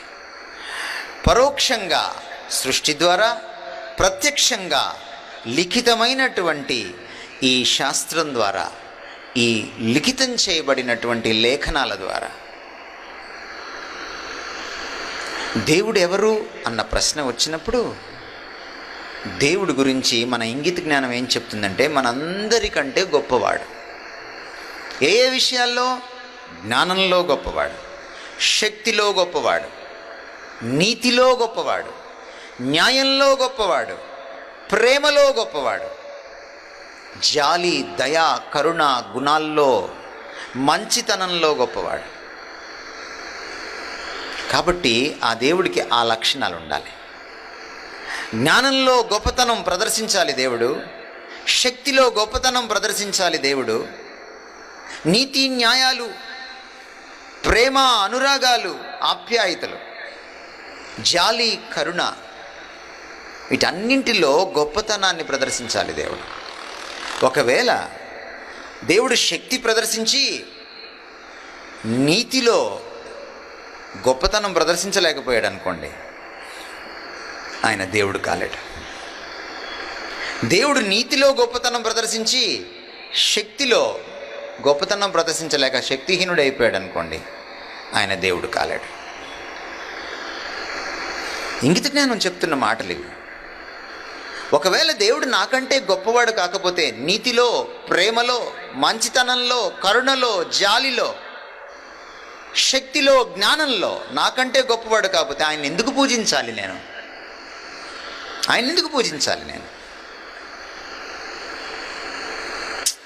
పూజించాల్సిన పని లేదు. దేవుడు పూజనీయుడు, ఆరాధనకు యోగ్యుడు. ఆయన మాత్రమే పూజనీయుడు. ఎందుకు పూజనీయుడు? ఎందుకంటే అన్నింటిలో మనకంటే గొప్పవాడు, అతీతుడు, అత్యున్నతుడు. అటువంటి దేవుణ్ణి మనం అన్వేషించాలి, అటువంటి దేవుణ్ణి మనం తెలుసుకోవాలి. కాబట్టి దేవుడు ఎవరు అన్న ప్రశ్న వచ్చినప్పుడు కనీస జ్ఞానం, ఇంగిత జ్ఞానం, విజ్ఞత ఏం చెప్తుందంటే అన్నింటికీ గొప్పవాడు, అన్నింటికీ మించినవాడు, తప్పు పట్టజాలనివాడు, లోపభూయిష్టత లేనివాడు, పాపం లేనివాడు, అజ్ఞానం లేనివాడు, అన్నింటిలో ఉత్తముడు, అత్యున్నతుడు. అందుకనే మనం పుస్తకాలు చదివేటప్పుడు భగవంతుడి గురించిన పుస్తకాలు అనేకం రాశారు ఈ ప్రపంచంలో. మన దేశంలోనే కాదు, ఇతర దేశాల్లో కూడా రాశారు. మనం ఈ క్రైటీరియా పెట్టుకోవాలి. వాళ్ళు పరిచయం చేస్తున్న దేవుడు ఇలా ఉన్నాడా? జ్ఞానానికి, లేక నీతి న్యాయాలకు, ప్రేమకు, మంచితనానికి ఒక స్టాండర్డ్గా, ఒక మూలంగా, ఒక ఉన్నతమైన స్టాండర్డ్గా ఉన్నాడా అని చూసుకోవాలి. ఒకవేళ లేకపోతే ఈయన దేవుడేనా అని క్వశ్చన్ మార్క్ వేసుకోవాలి. దేవుని గురించి అన్వేషణ చేసేటప్పుడు ఇది పద్ధతి. ఆ పద్ధతి ప్రకారం చదవాలి. నేను ఇప్పటిదాకా బైబిల్ గుండానే దేవుణ్ణి చదవండి అని నేను చెప్పట్లా. మీకు మీ విజ్ఞతను, ఇంగిత జ్ఞానాన్ని ఉపయోగించండి అని మాత్రమే చెప్తున్నా. అలా మీరు ఉపయోగించినప్పుడు ఈ పుస్తకం కరెక్ట్గా మాట్లాడితేనే ఈ పుస్తకాన్ని అంగీకరించండి, లేకపోతే అంగీకరించాల్సిన పని లేదు. దేవుడెవరు నాకెలా తెలుస్తుంది? కొంతమంది దేవుడిని అనుకుంటారు కేవలం ఒక సూపర్ పవర్, ఓ శక్తి, మహాశక్తి, ఆదిశక్తి అనుకుంటారు. దేవుడు కేవలం శక్తి అయితే నీకు యుక్తి ఎక్కడి నుంచి వచ్చింది? నిన్ను సృష్టించిన వాడికి యుక్తి లేకపోతే నీకు యుక్తి ఎక్కడి నుంచి వచ్చింది? నీకు తెలివితేటలు ఎక్కడి నుంచి వచ్చాయి? మనం కోతుల్లోంచి రాలేదని చాలా సింపుల్గా చెప్పచ్చు. కోతికి చెల్లికి తేడా తెలియదు. మనకి లావొత్తే కాదు, చాలా పెద్ద తేడా తెలుసు. చెల్లి వేరు, చెల్లి వేరు. చెల్లిని పెళ్లి చేసుకోవచ్చు, చెల్లిని పెళ్లి చేసుకోకూడదు. కోతికి పాపం ఆ తేడా తెలియదు. నువ్వు కోతి నుంచి రాలేదని దాన్ని బట్టి చెప్పేసేయచ్చు. అందుకని ముఖం కోతిలాగా ఉందంటే మనకి థ్యాంక్ యూ, డార్విన్ ఎప్పుడు చెప్పాడు అని అనం. మనం కోపం వస్తుంది, ఎక్కడో లోపల నుంచి అహం దెబ్బతింటుంది, ముఖం ఎర్రబడుతుంది. ఎందుకంటే మనకు తెలుసు, డీప్ ఇన్సైడ్ అవర్ సోల్, మన ఆంతర్యంలో, లోతుల్లో మనకు స్వరం వినపడుతుంది, నువ్వు కోతి కంటే గొప్పవాడివని. ఎక్కడి నుంచి వచ్చింది ఈ గొప్పతనం? డార్విన్ మహాశయుడు అన్నాడు తన పుస్తకంలో మొట్టమొదటి అచ్చు వేసినప్పుడు, ఈ ఒక్క విషయం నేను చెప్పలేకపోతున్నాను, కోతుల్లో కానీ అంతకుముందు జంతుజాలంలో లేదు, ఇది మనిషిలోకి వచ్చేసింది, ఇది ఎలా వచ్చిందో నేను చెప్పలేకపోతున్నాను నా సిద్ధాంతంతో అన్నాడు. ఏమిటదంటే మనస్సాక్షి. ఎక్కడి నుంచి వచ్చింది ఈ మనస్సాక్షి? ఈ నైతిక విలువలు. ఇండియన్ పీనల్ కోడ్ రాకముందే ఇంటర్నల్ పీనల్ కోడ్ ఉంది, ఈ ఐపీసీ ఉంది. మన ఈ మధ్య రాజమండ్రి ప్రాంతంలో జడ్జెస్ తోటి, తర్వాత అడ్వకేట్స్ తోటి, పబ్లిక్ ప్రాసిక్యూటర్స్తో మాట్లాడుతున్నప్పుడు నేను వాళ్ళని ఒక ప్రశ్న అడిగాను. చాలా కాలం క్రితం అలహాబాద్ హైకోర్టు ఒక సంచలనమైన తీర్పు ఇచ్చింది. అలహాబాద్ హైకోర్టు ఏమందంటే, సహజీవనం చేయడం తప్పు కాదు, మరి నైతికంగా తప్పు కదా పెళ్లి చేసుకోకుండా కలిసి జీవించడం అంటే. నైతికంగా తప్పైనంత మాత్రాన అది చట్టపరంగా న్యాయపరంగా తప్పవ్వాల్సిన పని లేదు అని తీర్పిచ్చింది. కాబట్టి సహజీవనం చెయ్యొచ్చు అంది. మరో విధంగా నేను ఆ విషయమే పెద్దలను అడిగాను ఆ రోజున సభలో. నైతికంగా తప్పైనది చట్టపరంగా తప్పు కావాల్సిన పని లేదు అని తీర్పిచ్చారు. ఎందుకంటే భారతదేశంలో ఉన్న హైకోర్టుల్లో అలహాబాద్ హైకోర్టుది ఒక ప్రత్యేక స్థానం. సంచలన తీర్పులు అక్కడి నుంచి ఆరంభం అవుతాయి. కోర్ట్ ఆఫ్ లాలో చాలా ఎక్కువగా ప్రస్తావించేటువంటి కోర్టు అలహాబాద్ హైకోర్టు. అందుకని పెద్దవాళ్ళని అడిగాను నేను, న్యాయమూర్తుల్ని, న్యాయశాస్త్రం చదివినటువంటి విజ్ఞుల్ని నేను అడిగాను, నైతిక చట్టం లేకుండా న్యాయ చట్టం ఎక్కడి నుంచి వచ్చింది? ఎందుకని ప్రపంచంలో ఏ దేశంలోకి వెళ్ళినా, ఏ సభ్య సమాజంలోకి వెళ్ళినా నరహత్య నేరం, అబద్ధం నేరం, మోసగించడం నేరం, వ్యభిచారం నేరం, లేకపోతే దోచుకోవడం నేరం, దొంగతనం నేరం, దౌర్జన్యం నేరం. ఎందుకని కామన్గా ఉన్నాయి మన పీనల్ కోడ్స్, మన చట్టాలన్నీ. ఎందుకంటే అందరికీ ఒకే కామన్ మనస్సాక్షి ఉంది. అమెరికా చట్టం, భారతదేశ చట్టం, పాకిస్తాన్ చట్టం దగ్గరలో ఎందుకుంది? శ్రీలంక చట్టం లేకపోతే భూటాన్ చట్టం దగ్గరగా ఎందుకుంది? ఎందుకంటే అందరి మనస్సాక్షులు ఒకటే కాబట్టి. ఐపీసీ ఇండియన్ పీనల్ కోడ్ ఎవడో రాస్తేనే వస్తుంది. మరి ఇంటర్నల్ పీనల్ కోడ్ ఎవడు రాయకుండా ఎక్కడి నుంచి వచ్చింది? ఆయన నుంచి వచ్చింది. అందుకనే భగవంతుడు అందరికంటే సర్వోత్తముడు కావాలి. ఒకవేళ అలా సర్వోత్తముడు కాకపోతే ఆ భగవంతుడే కాదు. ఇది విజ్ఞత మనకు తెలియచేస్తున్న విషయం. కనుక దేవుడెవరు? ఇది కామన్ క్రైటీరియా, ఇది ప్రమాణం. దేవుడెవరు అంటే దేవుడికి వ్యభిచార తలంపులు ఉండవు. దేవుడు ఎవరినో ఒక ఋషి భార్యను అనుభవించాలనుకోడు.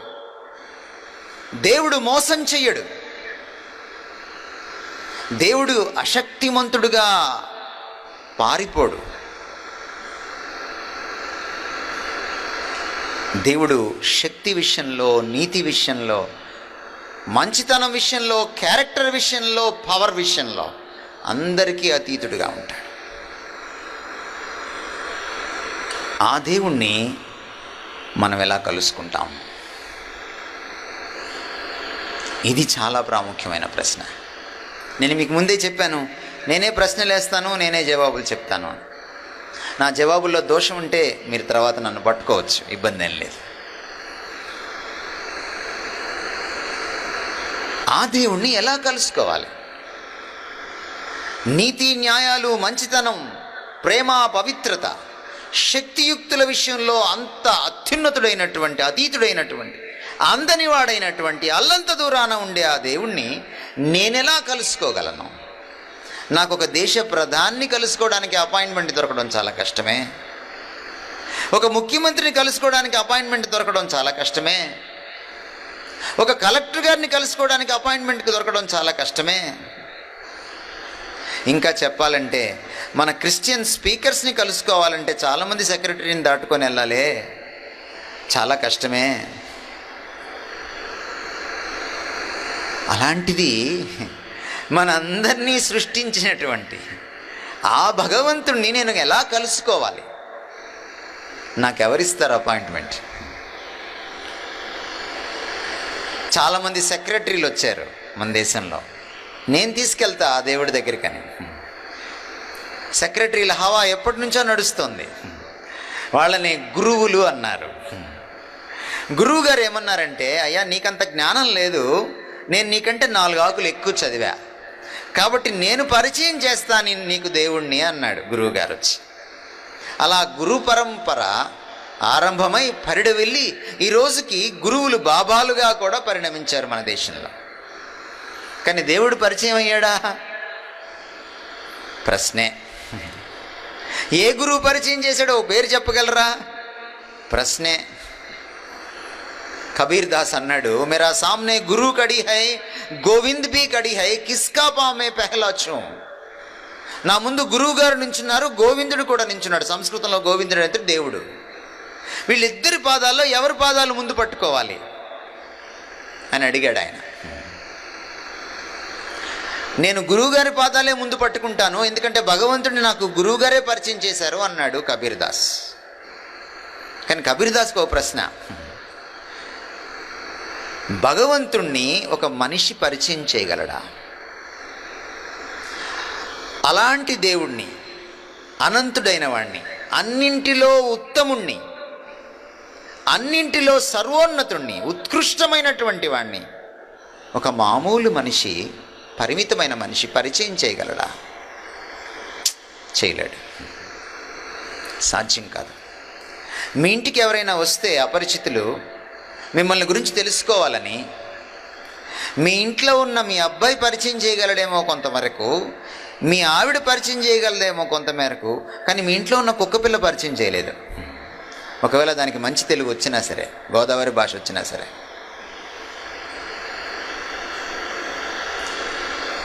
కుక్కపిల్లకి నాకు ఎంత డిఫరెన్స్ ఉందో అంతకంటే కొన్ని వేల లక్షల రెట్ల ఎక్కువ డిఫరెన్స్ ఉంది దేవుడికి మనకి.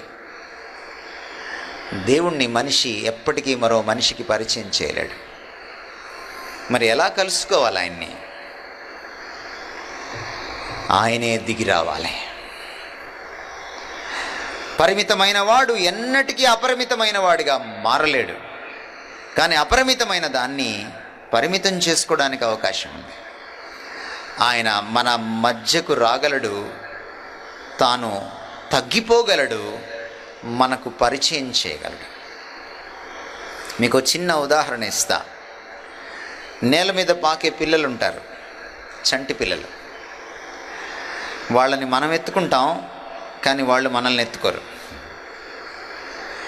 వాళ్ళని ఎత్తుకోవాలంటే వాళ్ళు మనం ఒక 6 అడుగులో 5.5 అడుగులో నిలబడి మనం హైట్లో ఎగర్రా అంటే పాపం వాడు ఎగరలేడు. వాడిని ఎలా ఎత్తుకుంటాం? వాడు నేల మీద ఉంటే ఆ నేల మీద మనం కూడా కూర్చుంటాం, వాడి స్థాయికి దిగిపోతాం, దిగి వాడిని చంకనెత్తుకుంటాం, చేతుల్లోకి జవురుకుంటాం. అదే అవతారం అంటే. భగవంతుడి స్థాయికి నేను ఎక్కిపోలేను, ఎగిరిపోలేను. నేను చంటి పిల్లల లాంటి వాడిని. మనిషి చంటి పిల్లాడి కంటే చంటి పిల్లాడు భగవంతుడి ముందు. ఆయనే కిందకు దిగి మనకు పరిచయం చేసుకోవాలి. అందుకే చిన్నపిల్లలతో మాట్లాడేటప్పుడు వాళ్ళున్న స్థాయికి దిగి కూర్చొని కళ్ళల్లో కళ్ళు పెట్టి మాట్లాడతాం. దేవుణ్ణి కలుసుకోవడానికి ఒకటే పద్ధతి. భగవంతుడిని చేరుకోవడానికి అనేక మార్గాలు లేవు. అనంతమైన భగవంతుడికి ఎన్ని మార్గాలు ఉంటాయి? అనంతం ఒక్కటే. అనంతమైన భగవంతుడు అని ప్రతి మతం ఘోషిస్తోంది ఈ రోజున. భగవంతుడిని ఒప్పుకుంటున్న ప్రతి మతం. నాస్తిక మతాలని పక్కన పెట్టండి, భగవంతుడిని ఒప్పుకుంటున్న ప్రతి మతం దేవుడు అనంతుడని చెప్తుంది. అనంతం ఒకటే ఉంటుంది. అనంతానికి రోడ్డు కూడా ఒకటే ఉంటుంది. అనంతం అది కూడా. అనంతమైన దేవుడికి చేరుకునే రోడ్డు అనంతమైన దూరం ఉంటుంది. ఆ మార్గం కూడా అనంతంగానే ఉంటుంది. అనంతం ఒక్కటే కాబట్టి దేవుడు ఒక్కడే, దేవుడిని చేరుకునే మార్గము ఒక్కటే. అనంతమైన దేవుడికి అనంతమైన మార్గాలు ఉండవండి, ఎందుకంటే అనంతం ఒకటే ఉంటుంది. ఈ లాజిక్ మనం తెలుసుకోవాలి. కనుకనే ఒకటే మార్గం. ఏమిటి ఆ మార్గం అంటే, అనంతమైన దేవుడు అవల, ఈ పరిమితమైన మానవుడు యువతల ఉంటే దాటలేడు వీడు అవతలకు. కాబట్టి ఆయనే దాటి యువతలకు రావాలి. అనంతమైన మధ్య దూరాన్ని, అనంతమైన దేవుడికి పరిమితమైన మానవుడికి ఉన్నటువంటి అనంతమైన మధ్య దూరాన్ని అనంతుడే దాటి రావాలి. అందుకనే ఆయన దిగి రావాలి. ఇదొక్కటే మార్గం భగవంతుడిని కలుసుకోవడానికి. ఎందుకని భారతదేశంలో చాలామంది క్రైస్తవులు ఏసే మార్గం, ఏసే మార్గం, ఏసే మార్గం అని చెప్తున్నారు. వాళ్ళు ఏమైనా సంకుచిత స్వభావాలు అనుకుంటున్నారా? వాళ్ళు ఏమైనా నేరో మైండెడ్ అనుకుంటున్నారా మీరు? కాదు. ఏసే చెప్పుకున్నాడు నేనే మార్గం అని. మేం కల్పించలా. ఆయనే చెప్పుకున్నాడు. భగవంతుడు దిగి వస్తే భగవంతుడి పరిభాష అలాగే ఉంటుంది. భగవంతుడి పరిభాష కర్ర ఎరగకుండా పాము చావకుండా ఉండదు. అటు ఇటుగా మాట్లాడు భగవంతుడు. ఆయన సత్యము, దేవుడే సత్యము, సత్యమే దేవుడు. గాంధీ గారి మాట ఇందాకే చెప్పాను మీకు నేను. సత్యము తొనకదు, వెనకదు, అది అటుకి ఇటుకి జరగదు. కర్ర ఎరగకుండా పాము చావకుండా మాట్లాడదు సత్యం. సత్యదేవుడు దిగి వస్తే ఆయన మాట సూటిగా ఉంటుంది. మనకి కావాలి సూటిగా మాట్లాడాలంటే స్ప్రైట్, ఆయనకు అక్కర్లేదు. ఆయన సూటిగా మాట్లాడడం ఆయన స్వభావం. అందుకనే యేసుక్రీస్తు వారు ఈ లోకానికి వచ్చినప్పుడు ఆయన మాటలు చాలా సూటిగా ఉన్నాయి. అనంతమైన దేవుడు దిగి వస్తే నేను కూడా ఒకడిని అండు, నేనే అంటాడు. ఒకవేళ ఈ దివ్య గ్రంథమైన బైబిల్లో యేసుక్రీస్తు వారు పొరపాటున నేను కూడా మార్గాన్ని, నేను కూడా సత్యాన్ని, నేను కూడా జీవాన్ని, ఈ లోకమునకు నేను కూడా వెలుగుని ఇలా మాట్లాడుంటే ఆయన ఈరోజు మనం అనుమానించాలి. చూడండి, మీకు ఎగ్జాంపుల్ ఇస్తాను నేను. ఆవిడ భర్త ఎవరండి అని అడిగితే ఒక ఆయన సభలో లేచి నిలబడి కొంచెం నసిగినట్టుగా మాట్లాడుతూ నేను కూడా అండి అని అంటే మీరు ఆ భర్తను నమ్ముతారా? దరిద్రంగా ఉండదు? మీ నాన్న ఎవర్రా అంటే కొంచెం నసిగినట్టుగా నత్తినత్తిగా మాట్లాడి ఆయన కూడా అంటే ఎట్లా ఉంటుంది? దరిద్రంగా ఉండదు? దేవుడు అనంతుడు ఒక్కడే ప్రపంచం మొత్తానికి, విశ్వం మొత్తానికి దిగి వస్తే ఆయన పరిభాష ఎలా ఉంటుంది? నేనే. అది నేరో మైండ్ కాదు, అదే అదే అసలు మార్గం, అదే అసలు మాట, అదే అసలు మైండ్. ఓ భర్త ఆమె భర్తను నేనే అంటే అది నేరో మైండ్ కాదండోయ్. మీ నాన్నగారు ఎవరంటే ఆయనే అంటే అది నేరో మైండ్ కాదు. దేవుడు కూడా నేనే అంటే అది నేరో మైండ్ కాదు. లేదా భర్త గారు నేను కూడా భర్తనంటే అది బ్రాడ్ మైండ్ కాదు, అది దరిద్రమైన మైండ్. అందుకనే దేవుడు తనే మనల్ని పలకరించడానికి, కలుసుకొని కరచాలనం చేయడానికి, మనల్ని తన స్థానానికి ఎత్తుకోవడానికి తానే మన స్థానానికి దిగి వచ్చాడు. చంటి పిల్లను మనం జవురుకొని పైకెత్తుకున్నట్టు. అందుకనే మన పూర్వీకులు ఆలోచన మన శాస్త్రాల్లో, మన పురాణాల్లో, మన వేదాల్లో ఈ ఆలోచన ఉంది. వేదాల్లో క్రీస్తు లేడు, నిజమే అది. కానీ అవతారం గురించిన ఆలోచన ఉంది.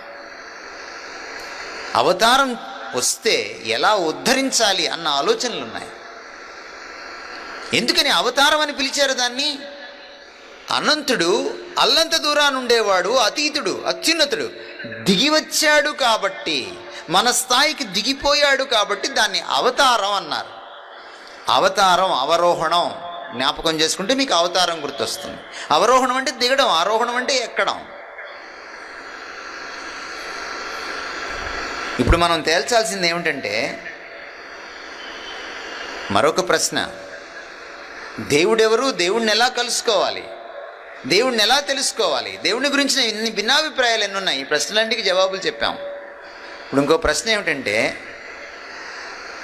నేనే అవతారం, నేనే అవతారం అని చాలా స్వరాలు వినపడితే ఆ అవతారాన్ని ఎలా గుర్తించాలి మహానుభావ? అది ప్రశ్న. నేనే దేవుణ్ణి, నేనే దేవుణ్ణి అని చాలామంది అంటే ఆ దేవుణ్ణి ఎలా గుర్తించాలి? అది మళ్ళీ విజ్ఞత కావాలి. నేను ఇందాక చెప్పినట్టుగా దేవుడు శక్తియుక్తులకు, నీతి న్యాయాలకు, అన్నింటికీ పునాది కనుక, మూలం కనుక ఆయన మనందరికంటే ఉన్నతమైన క్యారెక్టర్ని, ఉన్నతమైన తెలివితేటల్ని, ఉన్నతమైన శక్తియుక్తుల్ని ప్రదర్శించాలి. ఆ అవతారంలో కూడా ఆ లక్షణాలు కనపడాలి. ఒకవేళ భగవంతుడు అవతారం ఎత్తితే ఆ భగవంతుడు పవిత్రతలో భేష్ అనిపించుకోవాలి, ప్రేమలో భేష్ అనిపించుకోవాలి, శక్తియుక్తుల్లో భేష్ అనిపించుకోవాలి, తప్పు పట్ట జాలని వాడుగా ఉండాలి, పరమ పవిత్రుడిగా ఉండాలి, పరమ శక్తిమంతుడుగా ఉండాలి. ఏమిటి శక్తి? ఎలా ప్రదర్శిస్తాడు దేవుడు? శక్తి ప్రదర్శించడం అంటే 6 అడుగుల దేవుడు 60 అడుగులకి ఎదిగిపోతాడా? అది కాదు శక్తి ప్రదర్శించడం అంటే. అది మన రాజమౌళి కూడా చూపించగలడు, అది పెద్ద విషయం ఏం కాదు. కండ లేకపోయినా కండ పెట్టగలడు రాజమౌళి. హైట్ లేకపోయినా హైట్ తీసుకురాగలడు రాజమౌళి. ఏనుగుని ఎక్కలేకపోయినా ఎక్కిలాగా చూపించగలడు రాజమౌళి. దేవుడు రాజమౌళి కంటే గొప్పవాడు. ఆ సంగతి మనం తెలుసుకోవాలి. ఇది గ్రాఫిక్స్ కాదు.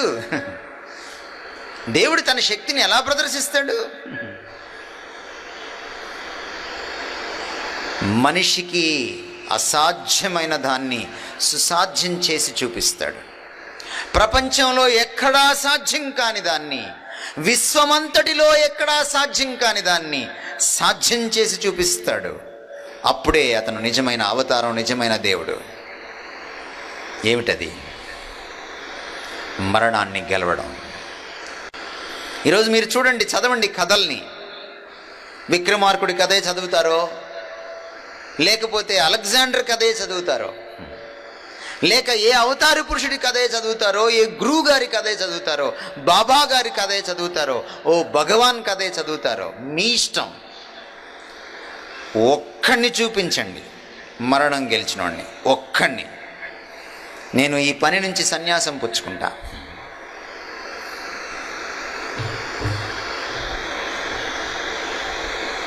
ఈ ప్రశ్న వేస్తే భీమవరంలో కాదు, బకింగ్హామ్ ప్యాలెస్లో వేసినా సరే, లండన్లో మాటలు లేవు, మాటలు లేవు.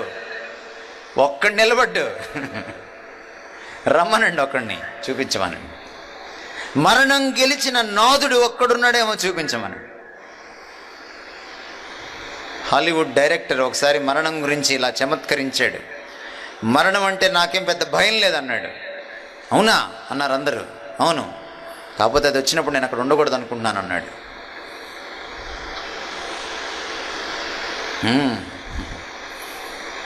చమత్కరించగలవేమో కానీ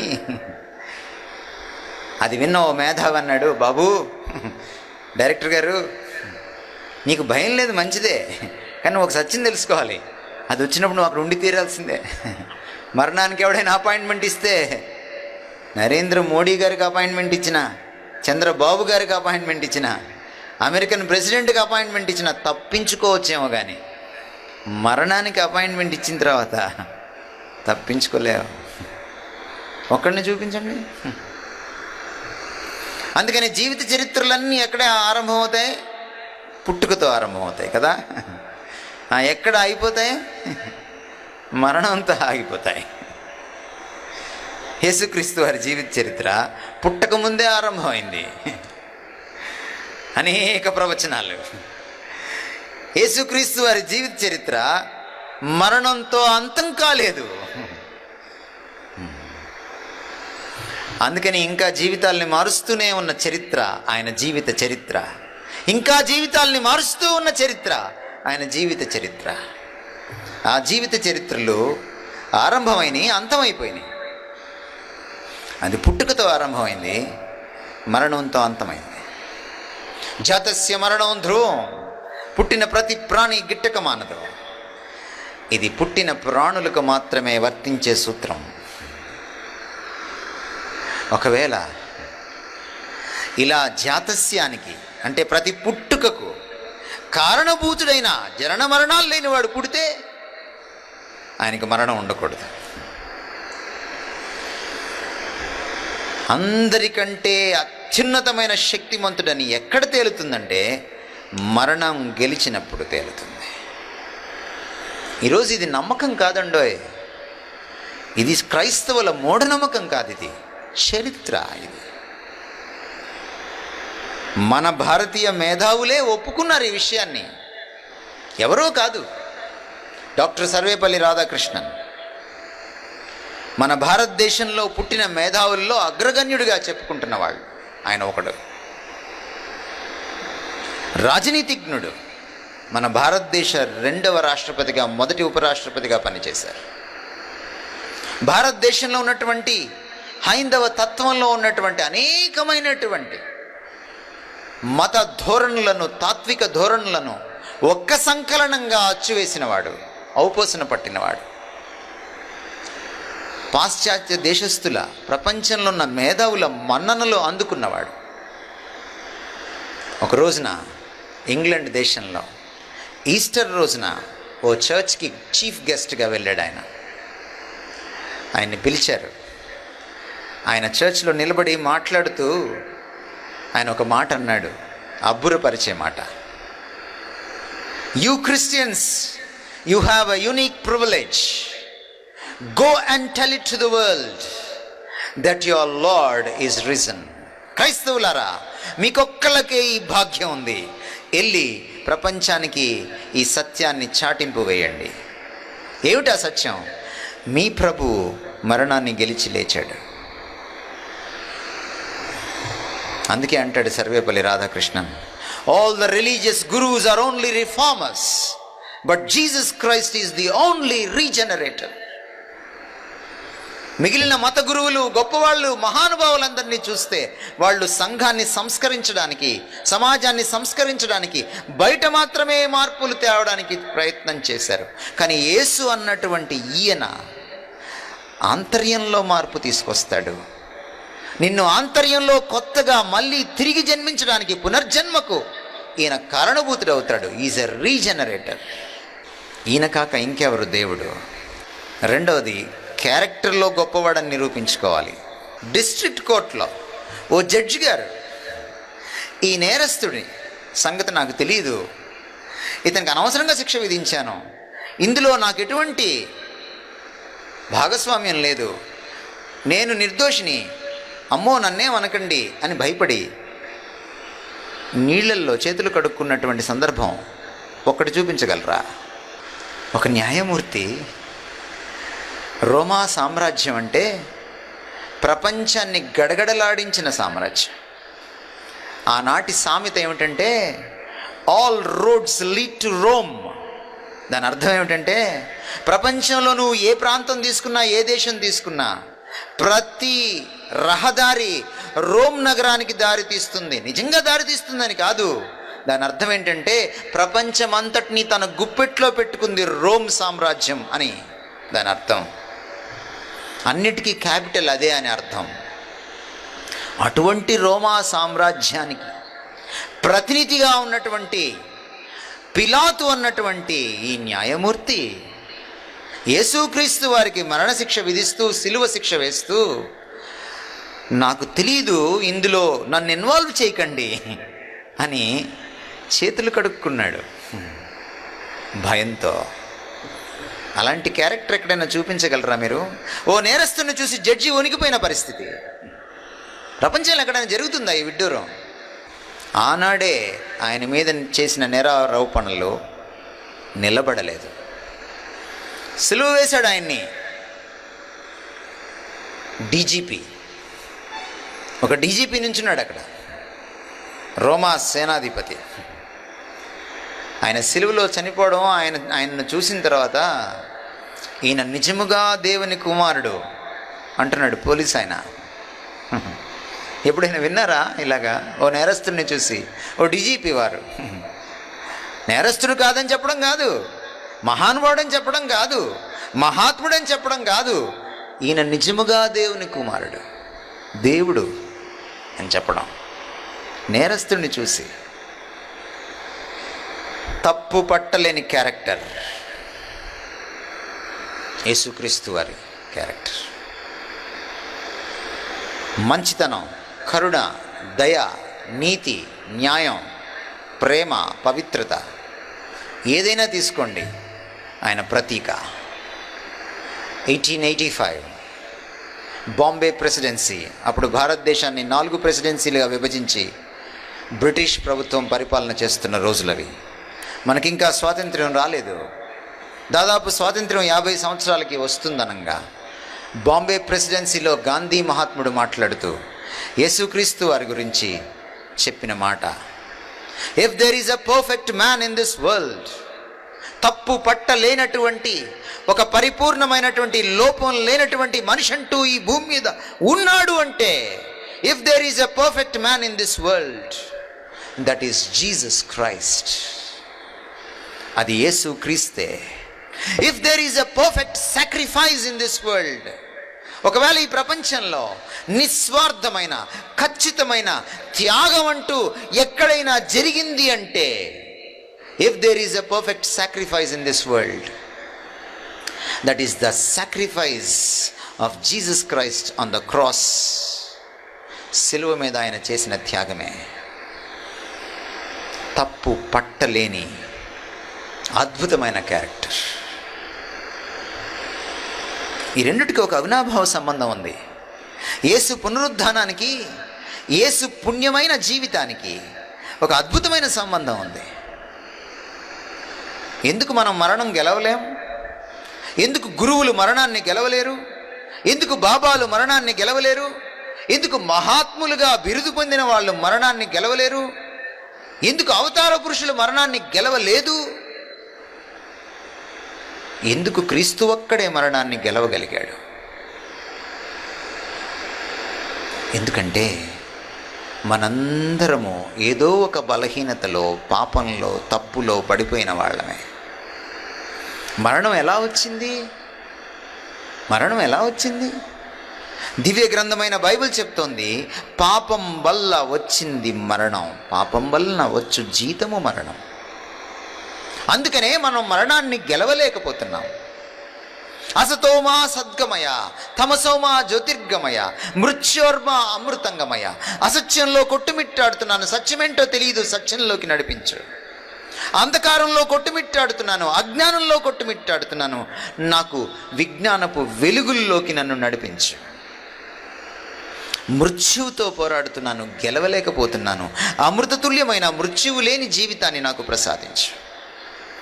అప్పుడే నాకు శాంతి, శాంతి, శాంతి. మనందరం ఎవరైనా పోతే ఆత్మశాంతి కలుగుగాక అంటాం. ఈ 3 ప్రశ్నలకి జవాబు లేకుండా ఆత్మకు శాంతి ఎక్కడ కలుగుతుంది? సత్యం ఆత్మ తెలుసుకోవాలి, జ్ఞానం ఆత్మను సంపాదించుకోవాలి, మరణాన్ని గెలవాలి, మరణం లేని జీవితాన్ని ఆస్వాదించాలి. అప్పుడే ఆత్మకు శాంతి కలుగుతుంది. ఇదే మన పూర్వీకుల ప్రార్థన. ఇదిగో ఆయనలో జవాబు. ఆయన పాపరహితుడు కాబట్టే మరణం గెలవగలిగాడు. ఆయన మరణం గెలిచాడు అన్నది, మళ్ళీ చెప్తున్నాను, మూఢనమ్మకం కాదు. 1930sలోనే ఒక నాస్తికుడు బయలుదేరాడు ఇంగ్లాండ్ దేశంలో. గొప్ప జర్నలిస్టు, న్యాయశాస్త్రాన్ని అభ్యసించినవాడు, ఇన్వెస్టిగేషన్లో దిట్ట. చాలామంది లాయర్స్కి ఆద్యుడు లాంటివాడు, మాదిరి లాంటివాడు, ఒక ఇన్స్పిరేషన్. Frank Morrison. ఆయనకు ఒక రోజున ఓ ఆలోచన తట్టింది. ఎందుకంటే ఆయనకి చికాకు వచ్చింది క్రైస్తవుల్ని చూసి చూసి. క్రైస్తవులు మాటిమాటికి వాళ్ళ దేవుడు లేచాడు, లేచాడు, లేచాడు అని చెప్తుంటే, మరణం గెలిచాడని చెప్తుంటే, ఇది ఎంత అసంబద్ధమైన మాట, ఇది ఎంత అసాధ్యమైన మాట. దేవుడు రావడం ఏంటి, మానవుడు అవ్వడం ఏంటి, చావడం ఏమిటి, మళ్ళీ గెలవడం ఏంటి మరణాన్ని? అసలు యేసుక్రీస్తు అనే ఈ మనిషి మరణం గెలవలేదని నిరూపించేస్తే గొడవ వదిలిపోతుంది. ఇంకెప్పుడు వీళ్ళు మరణం గెలిచాడని చెప్పరు. అసలు క్రైస్తవమే అంతరించిపోతుంది. ఈయన దేవుడు కాదని తేలిపోతుందని పరిశోధన ఆరంభించాడు. దశాబ్దాలు పరిశోధన చేశాడు. నాస్తికుడు, క్రైస్తవుడు కాదు. బైబిల్ని నమ్మనివాడు, క్రీస్తుని నమ్మనివాడు. ఎలాగైనా క్రీస్తు మరణం గెలవలేదని నిరూపించాలని పూనుకున్నాడు. పరిశోధన చేసి సాక్ష్యాధారాలని ఒకచోట పేర్చి కంక్లూజన్ రాస్తే మరణం గెలిచాడనే కంక్లూజన్ వస్తుంది. అయ్యో ఇలా జరిగింది ఏంటని మళ్ళీ మొదలుపెట్టి మళ్ళీ సాక్ష్యాలన్నీ కూర్చుకుని ఓ చోట పేర్చుకుని మళ్ళీ ఆయన కంక్లూజన్ రాస్తే మరణం గెలిచాడనే వస్తుంది. అలా మాటి మాటికి చేసి ఇక కన్విన్స్ అయిపోయాడు. అయ్యో, నేను అనుకున్నది జరగలేదే, అయినా నేను నిజాయితీగా ఉండాలి, ప్రపంచానికి ఈ విషయాన్ని తెలియచేయాలి అని పుస్తకం రాశాడు. మీకు ఇంటర్నెట్లో దొరుకుతుంది, గూగుల్ తల్లిని అడగండి, చెప్తుంది. ఇంటర్నెట్లో ఈ పుస్తకం దొరుకుతుంది. Who moved the stone, who moved the stone, ఎవరు ఆ సమాధి రాయిని, యేసుక్రీస్తు వారి సమాధి రాయిని తొలగించారు, దొర్లించారు అని పుస్తకం రాశాడు. ఆ పుస్తకంలో అనేకమైన చాప్టర్లు రాస్తూ మొదటి చాప్టర్కి ఇలా పేరు పెట్టాడు, the book that was refused to be written. ఏ పుస్తకాన్ని అయితే రాయకూడదు అనుకుంటున్నానో ఆ పుస్తకాన్ని నేను రాశాను అని. ఈరోజు ఒక చారిత్రక సత్యం, ఆయన మరణం గెలవడం. మరణం గెలిచాడు అంటే ఆయన దేవుడు అని నిరూపితమైపోయింది. ఎందుకంటే దేవుడు జీవానికి మూలం, మనకు జీవమును, ఊపిరిని, సమస్తమును దయచేయవాడు ఆయనే. కనుక దేవుడు దిగి వస్తే ఆయన మరణాన్ని గెలిచి తీరుతాడు. మరణాన్ని గెలిచాడు అంటే ఆయన సర్వశక్తిమంతుడు అని అర్థం. మరణాన్ని గెలిచాడు అంటే ఆయన నీతి న్యాయాలకు మూలమైన వాడు, తప్పు పట్టలేని పాపరహితుడైనటువంటి వాడు. ఎందుకంటే పాపం వల్లనే మరణం వస్తుంది. కాబట్టి దేవుడు నీతి, న్యాయం, ప్రేమ, కరుణ, పవిత్రత వీటన్నిటికీ ఉన్నతుడైన వాడుగా, ఉన్నతమైన స్టాండర్డ్ని చూపించిన వాడై ఉండాలి. శక్తియుక్తులకు ఉన్నతమైన స్టాండర్డ్ని చూపించిన వాడై ఉండాలి. ఆ రెండు ప్రమాణాలు యేసుక్రీస్తులో నెరవేరాయి. అందుకనే ఆ భగవంతుడిని కలుసుకోవడం ఆయనతోనే సాధ్యం. ఒక మాట చెప్పి నేను ముగిస్తాను. మనం దేవాలయాలకు వెళ్తాం చాలాసార్లు. వెళ్ళినప్పుడు అక్కడ నించొని భక్తిభావంతో లెంపలేసుకుంటాం, నమస్కారం చేస్తాం. మన దేశ సంస్కృతి చాలా గొప్పది, కొన్ని విషయాలు మనం నేర్చుకోవచ్చు. దేవాలయంకి వెళ్ళినప్పుడు భక్తుడు ఆ వరండాలో చాలా దూరం వెళ్తాడు, కానీ ఆ దేవుడు దర్శనం కాగానే ఆ కొంచెం దేవుడి కంటే కాస్త దూరంగా నిలబడిపోతాడు. అంతకంటే ఇంకా లోపలికి వెళ్ళలేడు. వెళ్ళి ఆ దేవతామూర్తిని తాకలేడు, చూసుకోవాల్సిందే. ఆ దేవతామూర్తికి భక్తుడికి మధ్యలో కొంత గ్యాప్ ఉంటుంది. గర్భగుడికి గుడికి మధ్య గ్యాప్, భక్తుడికి భగవంతుడికి మధ్య గ్యాప్. ఈ గ్యాప్లో పూజారి గారు తిరుగుతూ ఉంటారు. మీరిచ్చింది ఆవిడకి ఇస్తారు, ఆవిడిచ్చింది మీకు ఇస్తారు, కానీ మీరిల్లి తెచ్చుకోవడానికి కుదరదు. ఎందుకని? మనకంత సీన్ లేదని. పరమ పవిత్రుడైన దేవుడి సన్నిధికి పాప పంకిలమైన బతుకులు, మనస్సులు కలిగిన మనం వెళ్ళలేమని. చాలాసార్లు పిల్లలు కాళ్ళు కడుక్కొని రాకపోతే మంచం ఎక్కనివ్వం, చేతులు కడుక్కొని రాకపోతే భోజనం చెయ్యనివ్వం. చాలామంది ఇంట్లోకి చెప్పులు వేసుకొస్తుంటే చెప్పులు బయట విడువుము అని చెప్తాం. మనకే ఇంతుంటే ఆయనకెంత ఉండాలి? మనకే ఇంత నిష్ఠుంటే గుండెల్లో ఎంతో రొచ్చు పెట్టుకొని బయట చాలా మడి కట్టుకొని జీవించే మనకి ఇంతుంటే, ఇంత సంస్కారం, ఇంత నిష్ఠ, ఇంత నీట్నెస్, శుచి, శుభ్రత ఉంటే ఆయనకెంత ఉండాలి? అందుకనే భగవంతుణ్ణి కలుసుకోవాలంటే ఓ ఆటంకం ఏమిటో తెలుసా? అది పాపం.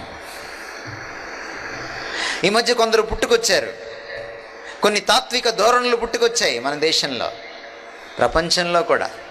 అబ్బే, మనిషిని పాపం అనకూడదు, మనిషిని పాపి అన్నవాడే పాపి అని. ఎవరిని పాప అంటున్నాడు? మళ్ళీ మనిషినే పాప అంటున్నాడు. ఆయన డెఫినేషన్ ప్రకారం ఆయనే పాప అయ్యాడు. పాపం అనకూడదట, మనిషిని పాపి అని చెప్పకూడదట. సత్యాన్ని సత్యంగానే చెప్పాలి. చెప్పకపోతే ప్రమాదం. మీరు డాక్టర్ గారి దగ్గరికి వెళ్తారు, పాపం ఆయన ఫీజు తీసుకుంటాడు మీ దగ్గర.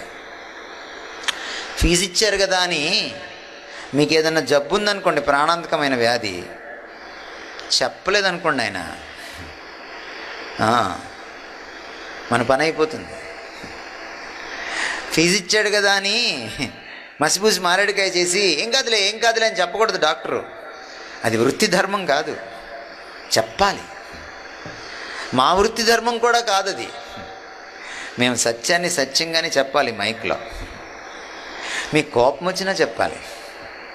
డాక్టర్ గారు లాంటి వాళ్ళం మేము కూడా. వ్యాధి ఉందంటే ఉందని చెప్పాలి. మన వ్యాధి ఒక్కటే, అన్ని వ్యాధులకు ఒకటే మూల వ్యాధి. అదేమిటంటే పాపం. అది లేదు అనకూడదు. అహం బ్రహ్మస్మి, మనిషే దేవుడు, మనిషిని పాపి అనకూడదు అన్నది తర్వాత వచ్చిన ఆలోచన. వేదాల కాలంలో ముందట లేదది. మన దేశంలో కూడా ఈ రోజుకి దాంతో విభేదిస్తున్నటువంటి హైందవ మహాశయులు ఉన్నారు, ఋషులున్నారు, గొప్పవాళ్ళు ఉన్నారు, మేధావులు ఉన్నారు, మత సంస్కరణ చేసిన వాళ్ళు ఉన్నారు. మనిషి స్వతఃసిద్ధంగా పాపిగా బ్రతుకుతున్నాడు, పుడుతున్నాడు. అందుకనే మనుధర్మశాస్త్రంలో ఈ మాట ఉంది.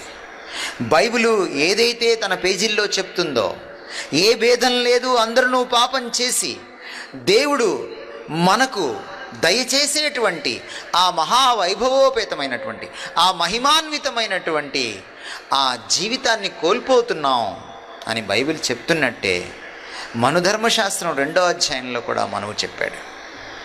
పాపోహం పాపకర్మాహం. అహం దేవుడు కాదు, పాపం, పాపోహం. కాబట్టి లోపలి మనిషి పాపమైపోయాడు, కాబట్టి పాప పంకిలమైపోయాడు, కాబట్టి పాపకర్మాహం. కర్మ కూడా పాపమైపోయింది, చేతలు కూడా, పనులు కూడా పాపమైపోయాయి. అందుకని నేను సత్కర్మ చేస్తే ఆ సత్కర్మ ద్వారా భగవంతుడిని ప్రసన్నం చేసుకోలేను అని భగవద్గీత చెప్తోంది. ఎందుకని? సత్కర్మ, దుష్కర్మ 2 కర్మలు ఉన్నాయి, మంచి పని, చెడ్డ పని. నా మంచి పని కూడా చెడిపోతుంది. ఎందుకని? నేను ఆంతర్యంలో అప్పటికే చెడిపోయాను కాబట్టి నా దాన ధర్మాలు కూడా నాకు పుణ్యాన్ని తీసుకురాలేవు. నేను పుణ్యక్షేత్రాలను దర్శించుకున్నా సరే నాకు పుణ్యం రాదు. నేను బాప్తిస్వం తీసుకున్నా సరే నాకు పుణ్యం రాదు. నేను ఎక్కడైనా మునిగినా సరే నాకు పుణ్యం రాదు. ఎందుకని? నేను ఆంతర్యంలోనే పాప పంకిలమైపోయాను. పాపోహం పాపకర్మ. అందుకని సత్కర్మ ద్వారా కూడా భగవంతుణ్ణి నేను చేరుకోలేను. పాపాత్మా పాప సంభవ. పాపంలోనే పుట్టాను, పాపమే సంభవిస్తుంది, పాపమే చేస్తున్నాను. నాకు దిక్కెవడు? పాపం లేనివాడే నాకు దిక్కు, పాపం చేయనివాడే నాకు దిక్కు. ఆయనే దిగివచ్చి నన్ను ఈ పాపకూపం నుంచి బయటకు లాగాలి. త్రాహిమాం కృపయా దేవా శరణాగత వత్సలే. ఎందుకని పైకి చూస్తున్నాడు, కింద ఎవడూ లేడు. దేవుడొక్కడే పాపం లేనివాడు, నీతిమంతుడు లేడు, ఒక్కడునూ లేడు. దేవుడొక్కడే నీతిమంతుడని బైబిల్ ఘోషిస్తోంది. ఆ విషయాన్నే మనుధర్మశాస్త్రంలో మనువు రిపీట్ చేశాడు. దేవా శరణాగత వత్సలే, నీ శరణు చొచ్చాను, వాత్సల్యం చూపించు, కృప చూపించు. కృపయా దేవా శరణాగత వత్సలే, నన్ను రక్షించు. అన్యదా శరణం నాస్తి, మరొక శరణం నాకు లేదు. ఎందుకంటే మరొక పుణ్యాత్ముడు లేడు. కాబట్టి ఆ దేవుడు దిగి వస్తే ఈ సమస్యకు పరిష్కారం కావాలి. ఆయన పాపరహితుడు కాబట్టి మరణాన్ని గెలిచాడు. మరి నేను మరణాన్ని గెలవాలంటే నా పాపం పోవాలి. మృత్యోర్మా అమృతంగమయ అన్న ప్రార్థన నెరవేరాలంటే మృత్యోర్మా అమృతంగమయ, మృత్యువుతో పోరాడుతున్నాను, మృత్యువు లేనటువంటి అమృతతుల్యమైనటువంటి జీవితంలోకి నన్ను నడిపించు. అది జరగాలంటే నా పాపం పోవాలి. నా పాపం పోవాలంటే పాపానికి ప్రాయశ్చిత్తం జరగాలి. నా స్టూడెంట్ ఒక అబ్బాయి హైందవ విద్యార్థి నన్ను అడిగాడు, సార్ ఎందుకని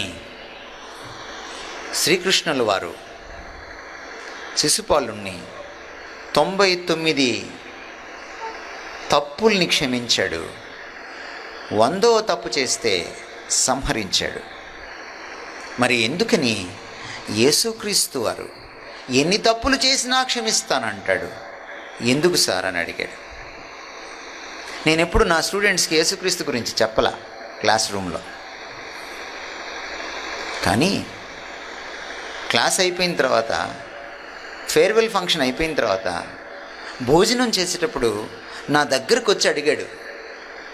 అప్పుడు చెప్పాను, చెప్పాలిగా, అడిగారు కాబట్టి అప్పుడు చెప్పాను. ఎందుకంటే క్షమించడం అంత సులభం కాదయ్యా. క్షమించడానికి చాలా కావాలి. కొంతమంది అంటుంటారు, గాయపరుస్తారు, అవమానిస్తారు, మాట అంటారు, చాలా పనులు చేస్తారు, చివరిలో సారీ అంటారు. సారీ చెప్పాగా అంటారు, మళ్ళీ సారీ చెప్పాగా ఇంకా ఊరుకోవచ్చుగా అంటారు. సారీ చెప్పడం ఈజీ, వినడమే కష్టం. ఎందుకంటే హర్ట్ అయింది నువ్వు కాదు, వాళ్ళు కదా. క్షమించడం చాలా కష్టం. మీరు కావాలంటే భర్త 2వ సెటప్ పెడతాడే, ఆ సంగతి తెలుస్తుందే భార్యకి, ఆ భార్యని అడిగి చూడండి క్షమించడం ఎంత కష్టమో చెప్తుంది. భర్తకు తెలియకుండా మెయింటైన్ చేస్తుంటుందే భార్య, ఆ సంగతి భర్తకు తెలిసిందనుకోండి, ఆయన్ని అడిగి చూడండి క్షమించడం ఎంత కష్టమో చెప్తాడు. భగవంతుడు మన పాపాన్ని క్షమించడం అంత సులభం కాదండోయ్. యేసు ప్రభు ఎందుకు క్షమించగలిగాడు అన్ని పాపాలని? ఆయన ఎందుకు 99 పాపాలనే క్షమించాడు? ఎందుకంటే ఆయన పాపాల కోసం చచ్చిపోలేదు, ఈయన పాపాల కోసం చనిపోయాడు. పాపం ఎంత కాస్ట్లీ అంటే, దాన్ని క్షమించాలంటే భగవంతుడే దిగివచ్చి, మనిషిగా దిగివచ్చి, పాపరహితమైన జీవితం జీవించి నిరూపించుకుని మన స్థానంలో ఆ పాపానికి ప్రాయశ్చిత్తం చెల్లించాలి. ఎందుకు పాపానికి ప్రాయశ్చిత్తం చెల్లించాలి? న్యాయం డిమాండ్ చేస్తుంది.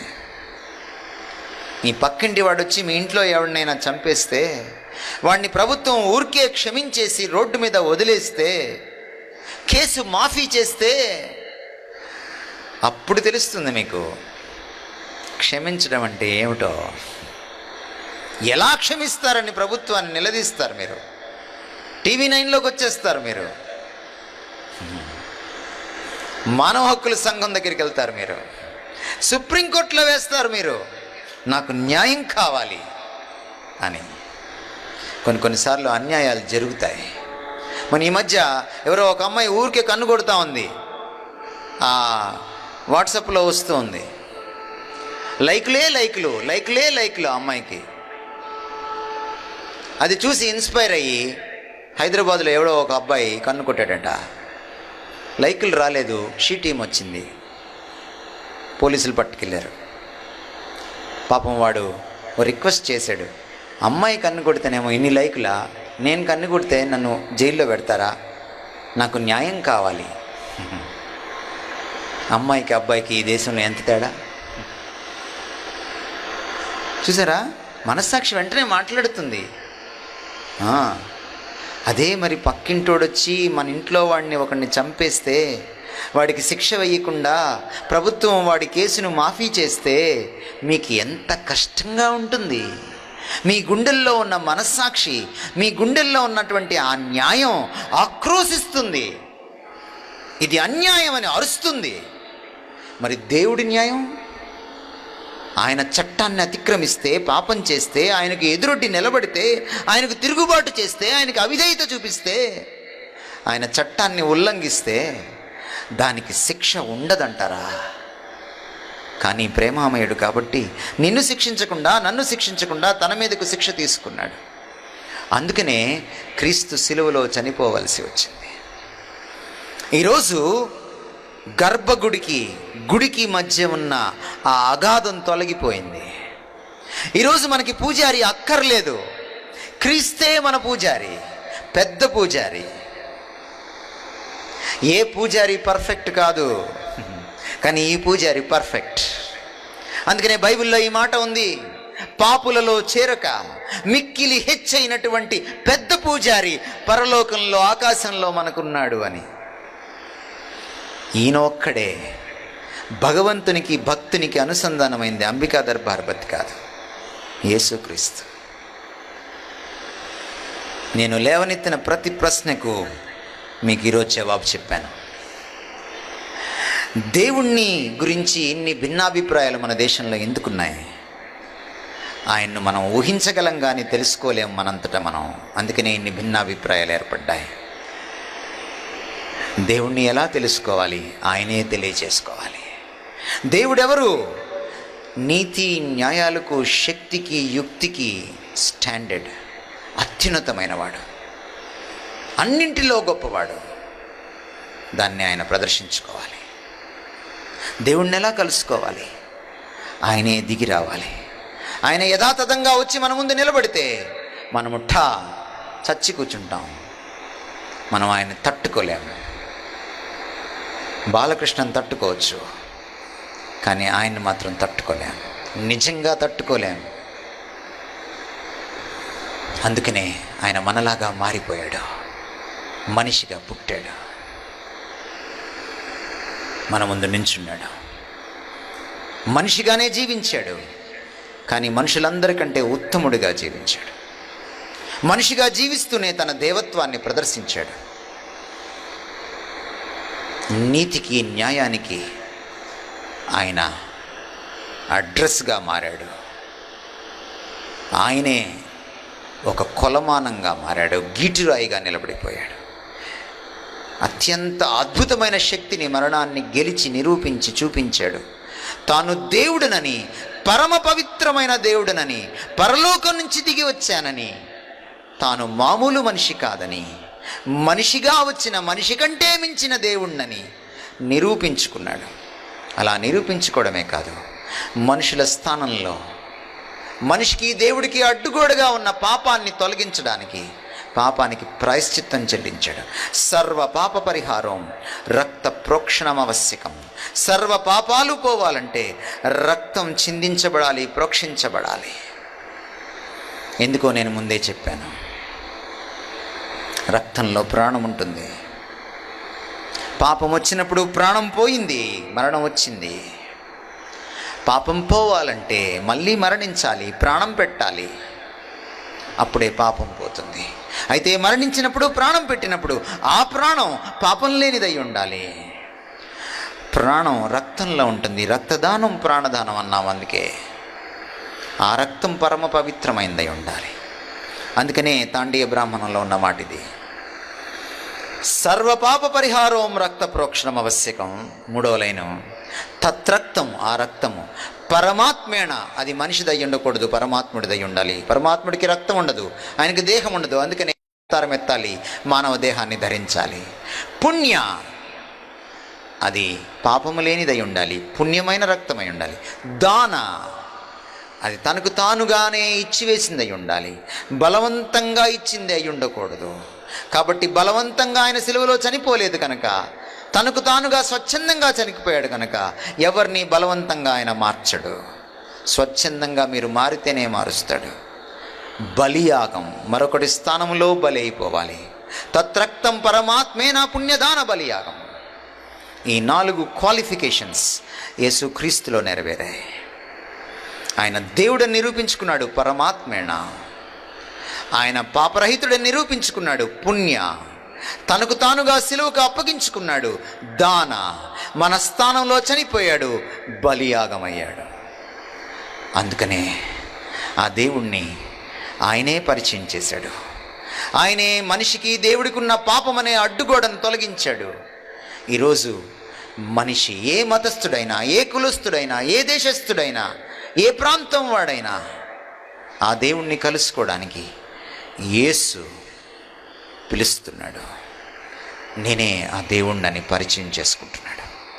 ఎవరైతే ఆయన పంచన చేరతారో వారికి మోక్షం సిద్ధిస్తుంది. ఎందుకంటే మోక్షం సిద్ధించాలంటే మనం పాపాన్ని జయించాలి. కామ క్రోధ లోభ మదమాత్సర్యాలు మనము జయించిన నాడు మనకి మోక్షం సిద్ధిస్తుంది. యేసుక్రీస్తు వారు కామాన్ని, క్రోధాన్ని, లోభాన్ని, మదాన్ని, మత్సరాన్ని, సమస్తాన్ని, అటువంటి మరి ఏ పాపాన్నైనా సరే జయించాడు కాబట్టి మనకు కూడా మోక్షం సిద్ధింపచేయగలడు, అద్భుతమైన జీవితాన్ని ప్రసాదించగలడు. ఆయన దేవుడని నిరూపించుకున్నాడు కనుక ఆయనే సత్యము, అసతోమా సద్గమయ అన్న ప్రార్థనకు ఆయనే జవాబు. ఆయన దేవుడని నిరూపించుకున్నాడు కాబట్టి ఆయనే వెలుగు. దేవుడు అంటే వెలుగు. అందుకనే మనం దేవుడి గుళ్ళో దీపం పెట్టక్కర్లేదు. నరుని ఆత్మ దేవుడు పెట్టిన దీపమని బైబిల్ ఘోషిస్తోంది. మన గుండెల్లో ఆత్మ చచ్చిపోయింది. ఆ దేవుడు మళ్ళీ మన గుండెల్లోకి వచ్చినప్పుడు మనం వెలిగించబడతాం. దేవుడే మన గుడుల్లో దీపాలు వెలిగిస్తాడు, మన బ్రతుకుల్ని వెలిగిస్తాడు. ఆయన దేవుడిని నిరూపించుకున్నాడు కాబట్టి తమసోమా జ్యోతిర్గమయ అన్న ప్రార్థనకు జవాబుగా నిలిచాడు. ఆయన మరణాన్ని గెలిచాడు కాబట్టి జీవమని జీవప్రదాతని నిరూపించుకున్నాడు కాబట్టి మృత్యోర్మ అమృతంగమయ అన్న ప్రార్థనకు జవాబుగా నిలిచాడు. ఆయన మన దేశానికి కావలసిన దేవుడు, మన దేవుడు, మన పూర్వీకులు ఎదురు చూసిన దేవుడు, మన పూర్వీకులు ప్రార్థించిన దేవుడు. తెలియకపోయినా ఆ అజ్ఞాన దశలో, తెలిసి తెలియక ఆ సృష్టికర్త కోసం చేసిన ప్రార్థనలో జవాబును నేనే అని ఇన్ని వేల సంవత్సరాల తర్వాత వచ్చిన దేవుడు. ఆయన మన భారతదేశానికి కావలసిన దేవుడు, మన దేవుడు. అందుకే కుషబ్ చంద్రసేన్ రాజారాం మోహన్ రాయ్ శిష్యుడైనటువంటి వాడు, ప్రార్థనా సమాజాన్ని స్థాపించినటువంటి వాడు ఇలా రాసుకున్నాడు తన డైరీలో యేసుక్రీస్తు గురించి. Jesus my sweet Jesus, Jesus my sweet Jesus, you are truly Asian, you are mine. నీవు విదేశీ దేవుడవు కాదు, నీవు ఆసియా దేశస్థుడవు, నీవు నా వాడవు, నా మధురమైన యేసు, నీవు నా వాడవు. అందుకనే వివేకానంద స్వామి ఇలా చెప్పాడు యేసుక్రీస్తు వారి గురించి.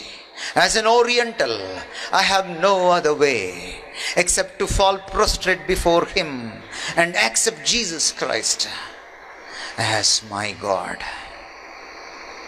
నాకు మరో మార్గం లేదు ఈ ఈశాన్య దేశపు సన్యాసిగా